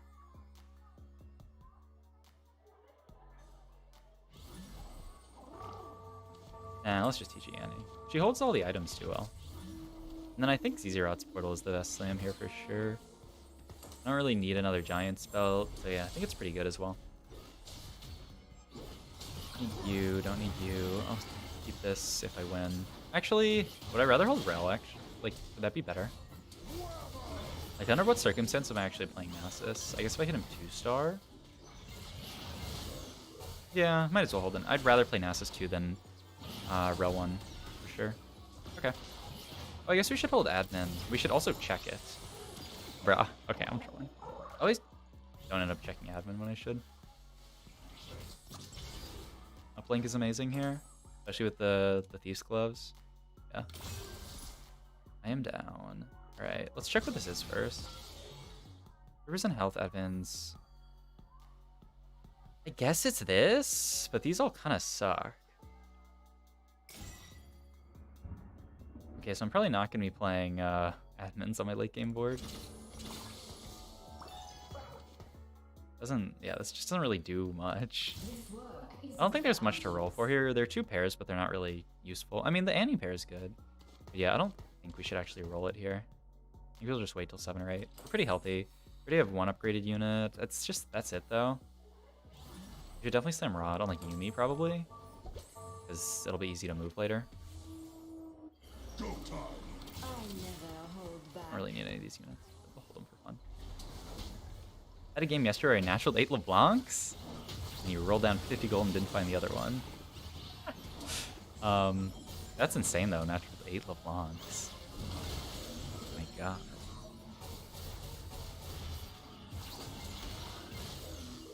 We probably should have had Galio in the center. This is a positioning mistake. Also, we're taking 50. We didn't kill anything. 30, but yeah, Lamau. Hey, I mean, 30 for 1 LeBlanc? It's not even that bad. Oh? I guess I'm holding this. Why am I thinking of holding this ribbon? There's no reason.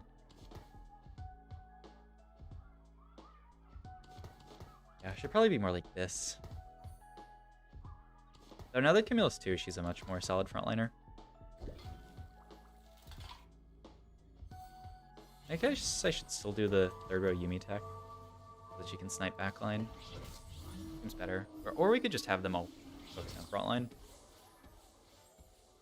Not completely sure. Wow, what a nice Annie ult. I mean, these are great Annie items. That's why the tank items and the AP items being good on her is why I like it so much better than on like someone like Sona. She loves tank items, she loves AP items, whereas like Sona's only gonna make use of the AP. Do the follow, Acer. Okay, good win. We'll chill. We're a little poor right now, is the only problem.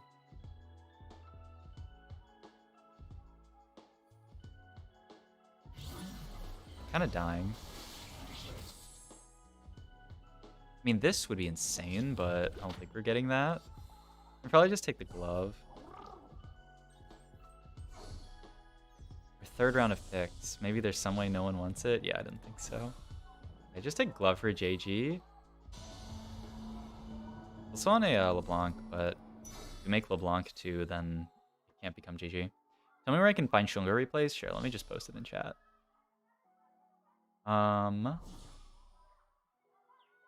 Yeah, this is the link to his Joyu channel. That's Yumi too, not bad. And Sona too. What the fuck? Wait, what a shop. I like this store is almost so good that I wonder if it's like a bait. Like I'm actually losing a bunch of. I can still make 30 though. Okay, that's really good. We need to win our fights though now. Because if we lose here after making this incredibly strong board, it feels horrible.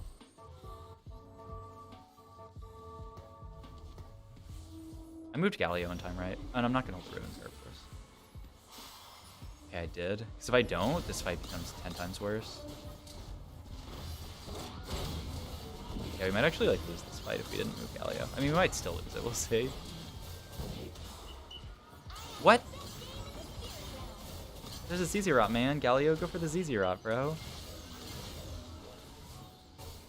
Oh, was it ever sell this LeBlanc so I could move? But then I still don't get the glove off. I don't think so. I didn't have to sell everything there. Would have held one. Would have held the Galio. Doesn't really matter. Okay.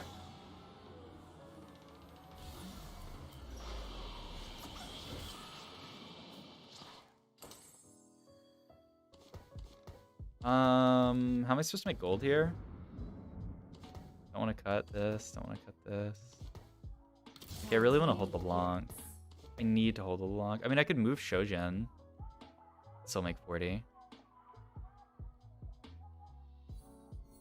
Just makes my board a tad bit weaker. I think I'm just not meant to make 40 here. Problem is I really want the Shojin to go on Talia and not be on LeBlanc, so... Yeah, just getting all of our items on the right units is going to be difficult later. It'll probably be fine. And if we can keep our streak here, there'll be a lot of gold. I mean, I imagine we should keep it. We've naturaled so many upgrades without rolling. This is a pretty high roll game, honestly. If we can get to Italia, our spot will be nutty. We could also just, like I've said before, like we could always just find an MF. The problem is like we have to take items off of 2-star carry at that point. So yeah. LeBlanc Oxforce interaction feels bad. She'll just throw her whole ult into a basically dead Annie or Alistar. Yeah, this is true. But hey, that's, you know, Oxforce, baby. That's Oxforce doing what it does best. So, makes sense. But yeah, it definitely can feel bad. I think it's a very, like, feel-bad synergy, but, like, you know, if it didn't do that, then what's the point? I mean, we're gonna play Sona, like, the whole game. Probably play LeBlanc. We'll just move out LeBlanc items. Apparently, I'm some sort of big This, I deal. guess? I can Shojin? Blah. I'm definitely supposed to level here. Really for another spell slinger, but I don't have that. So, add another Annie, I guess? Gold if we win. I mean, isn't it just Protector's Vow? Protector's Vow Galio and this becomes GS? I think so. Or maybe we should spread it. It should be like Protector's Vow here. This becomes GS for our carry. But I don't think we have to really roll that hard because we've natural all these pairs. We can just chill till here. We'll see though. We can definitely lose a fight against someone who rolls it down. This guy's 50 gold though. They also have a lot of 2-star units. The Showdown on LeBlanc is pretty nice with the extra attack speed from admin. It's a scary fight. I being in my backline obviously doesn't feel great. We do have Camille alive though. Nice. Yeah, I think we got it. Huge. Huge dub. Fresh streak. We could slam this sword somewhere, by the way. Oh no. Little LeBlanc game for real? I mean, it also could just be undercurrent. Look at the stats. Like, is aim assist good anymore? It says it's pretty awful. What about undercurrent? It's all 3 costs. Like, we could reroll, but are we really gonna get something better than undercurrent? I think it's just undercurrent.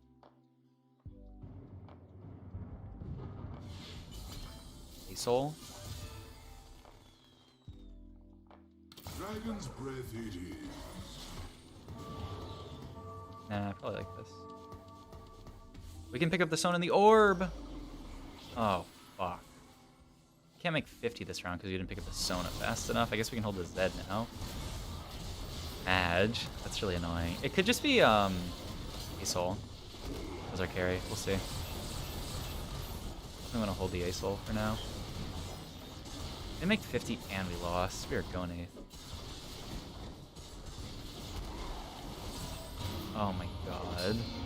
Such a bad loss too. But yeah, it might just be A-Soul carry. Considering, like, our items work on A-Soul. We'd like for it to be a Spellslinger game, but there's no reason it has to be. The only reason we'd want to is because of Sona, but that, you know, is not necessary. Ooh, that's Italia. I'm gonna change my mind pretty quickly. We should still stay open to the possibility. We don't need this Sona. Never playing around Sona 3. I don't already just want to move Shojin. We'll hold this here for now, but should probably come off at 8. We don't have a lot of gold. Hitting 1 Talia is not bad. I'm pretty sure we should... Oh, shit!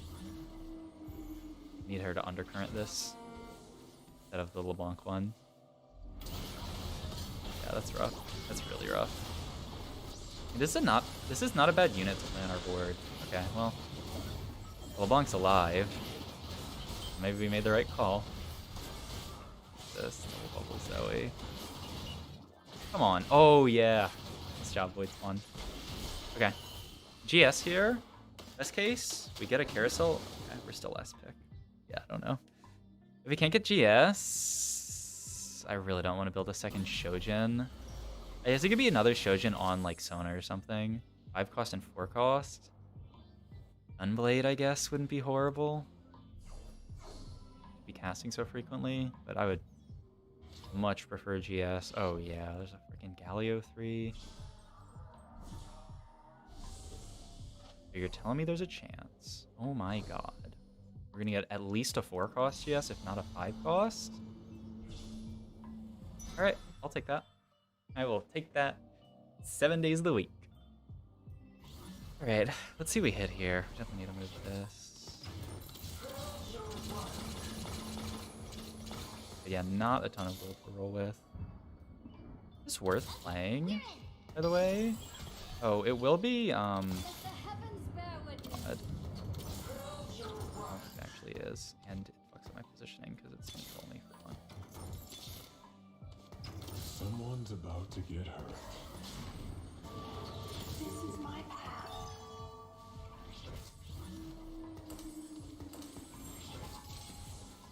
We can cut you now, for sure. We can always play these two. Oh, and this is where the Zoe would be kind of cute. Especially when we get Echo later. I don't think we usually put Sedge in this comp.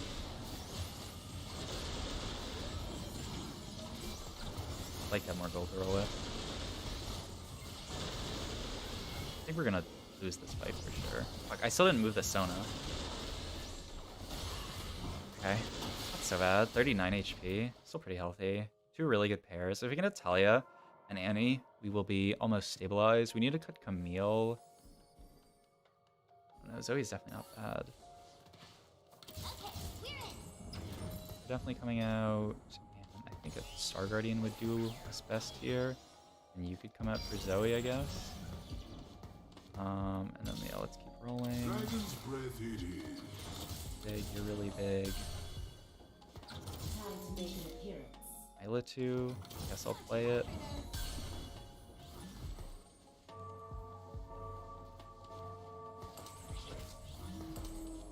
This, I guess?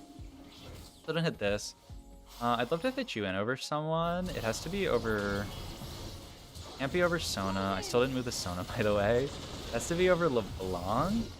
But then, of course, I lose admin, spellslinger, hacker, which doesn't feel... I mean, the admin trait's pretty fake. Hacker's a bit fake. And then we're getting spellslinger in. So it's probably Janna. Extra mana? How much does this grant? 50 mana? And what does she start at? Like, does this actually make a difference? Should I even play Janna this game? Okay, we're close. We're very close to our final board. Oh, this isn't bad either. It's not bad, for sure. But you lose a lot, and then you'd probably end up putting this for like this. Like this board, maybe?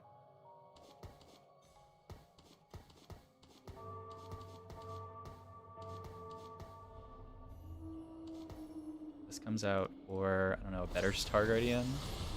At this point, why am I playing Soraka, though? But I think, I mean, we have no MR Shred, so the Mordekaiser isn't bad at all. As long as you can get a cast off. And the admin trait doesn't really do much. Prankster is the only thing I'm feeling bad about cutting. This is nothing, right?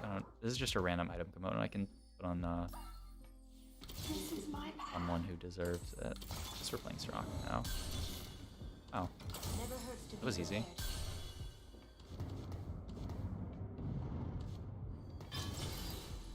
past Mord or something. Not bad on Soraka either. Please move this one, I'll break my phone. I'm sorry. Look. I had a lot of stuff I was trying to figure out. Not bad on Soraka either. It's Soraka too. We should probably just tier Soraka too. Recon Belveth? Monka S. Okay, we just need to get them in the Death Realm for a Talia cast. Did not at all. Oh, wait. Wait, is that air Mord? They have a Mord? Explode? Nice. Okay. That was a cyber uplink differential. Agreed? Pretty sure I lose that fight without putting the tier on Raka. The arena's pretty? Thank you. Yeah, it's really nice. I knew I had to get this. Okay, and we're actually stabilized on 39. Not so bad. And we don't have to roll too much. Like, Echo 2 would obviously be really good. Yeah, admin's fake, so I don't really care about getting this in, like, here.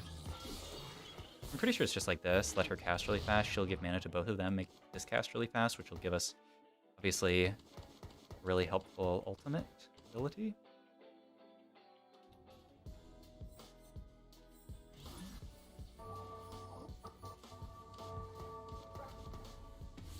No, you just put Stalker over there as like corner bait. This is good. I mean, Artelia's gonna cast like basically instantly. Oh my god. Yeah, that's not bad. Okay, I'm starting to think maybe the Mordekaiser isn't even that good. Because like Talia casting instantly means that he's never gonna have ulted before the first Talia cast. Hey, what's up, T-Kill? I like that emote. Wait, that's a global emote? What the hell? But yeah, like, fuck. If I cut Mord, who am I cutting him for? Just a Leona? I'd love a Leona over Mord. That'd be really good.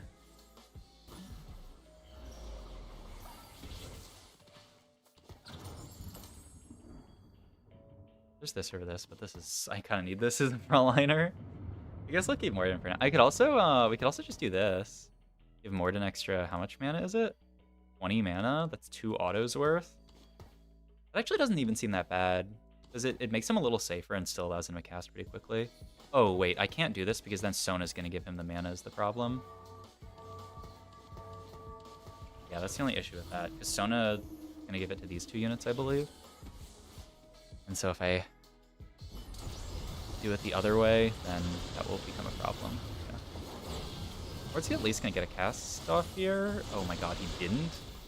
Fuck, their board's so strong. This is like my 10th Talia cast. I can't kill this Jax, man. Oh, JK. Alright, never mind. We can kill the Jax. It's lit. What Jana gives this game? It's mana. It's nice to catch you streaming. Your VOD reviews carry me to plat. Yo! Congrats on plat, TKL. Happy they could help. What do I want here? I kind of wanted to give an item to Jana. Ooh, Morello Jana? They already have Sunfire, but this will hit backline. It could also just be the JG Jana. Jana pair. Okay, let's just take JG Jana pair. Obviously not the best Jana item, but it's not even the worst. She has some amount of AP scaling. 100 magic damage each second? Hog?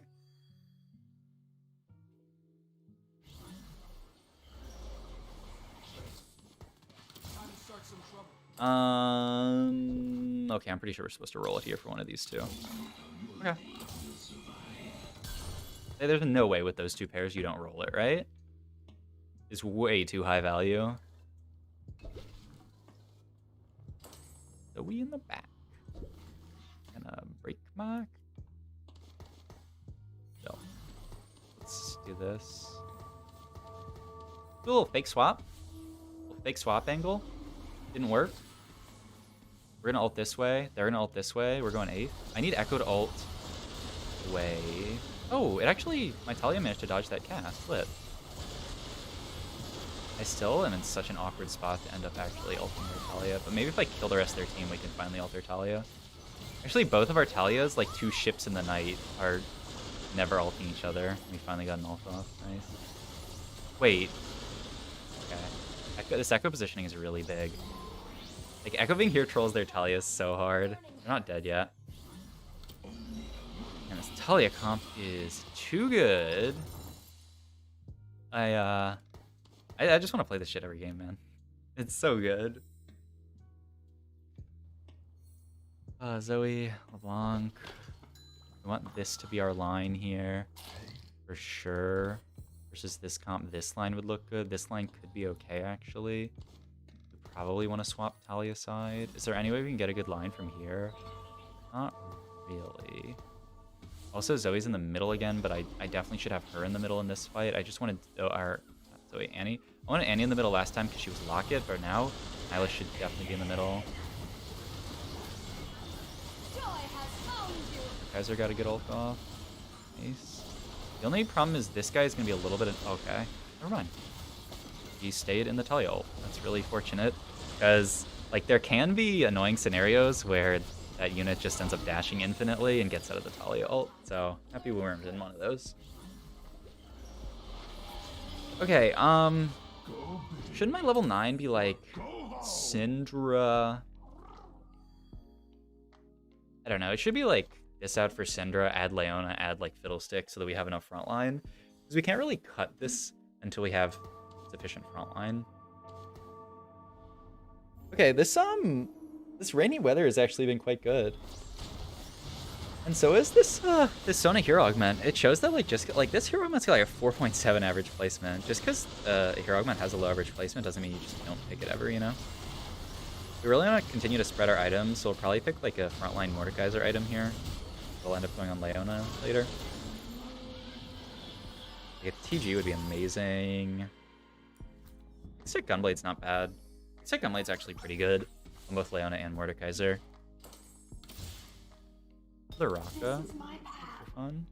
We could also reforge this. I don't want to. I don't really want to reforge anything. It's here to forge JG, but I think there's a pretty good chance it becomes worse and not that high of a chance that it becomes better. So yeah. My hands are so cold. We don't lose to Checo, right? Oh, I got some good news for me. If I position here, don't I just get the fattest Talia ult imaginable through this clump? Maybe? I do. Love to see it. So I guess they get a nice ASOL ulti onto my Talia, because we're clump. It's actually kind of a scary fight because of these ASOL rockets. Oh, Talia walked up. We're fine. I mean, they haven't killed our Echo. We're nowhere near killing our Echo. Nice. What's this board? I actually haven't fought this board yet, now that I think about it. We're 39. Shouldn't I just sack 2? And then go 9. Like, we could go it now and put in another Janna, but that doesn't really seem like a big like, we don't really have a big upgrade to add here. So wouldn't I rather just chill? I don't think I'm gonna even... I think Annie here is best.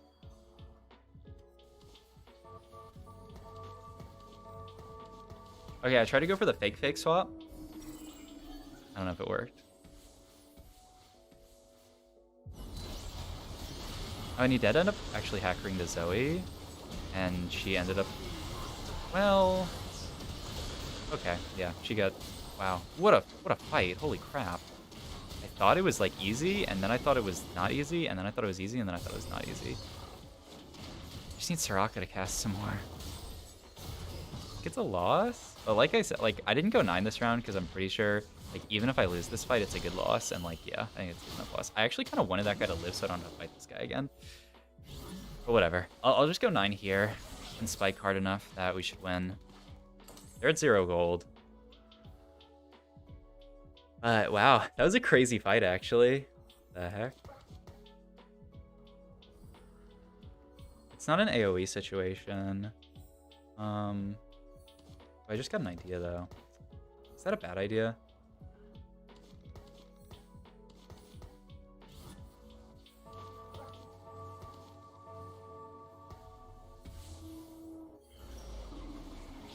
I bring Rammus here? This gives me a good angle onto Zoe is the only thing.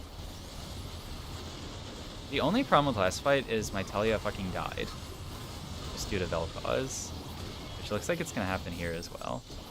I need Aegison really badly so that doesn't happen. Like, she's just dying to Zoe incidental damage plus Buzz. Alright. Leona wouldn't be bad. I mean, we could just go full. We could also just grab this. Heart spats. Not bad. Not good. I think I'm just gonna take the Janna too. Like legit. Just guarantee it. Deadly? I mean, we can actually reforge this. I think it's worth it so that we get an extra item component. So we can spread it for uplink value. This is good. And then one Leona, and we are kind of in the clear, I feel like. I am in control. I know the way. Nothing can hold me back. For...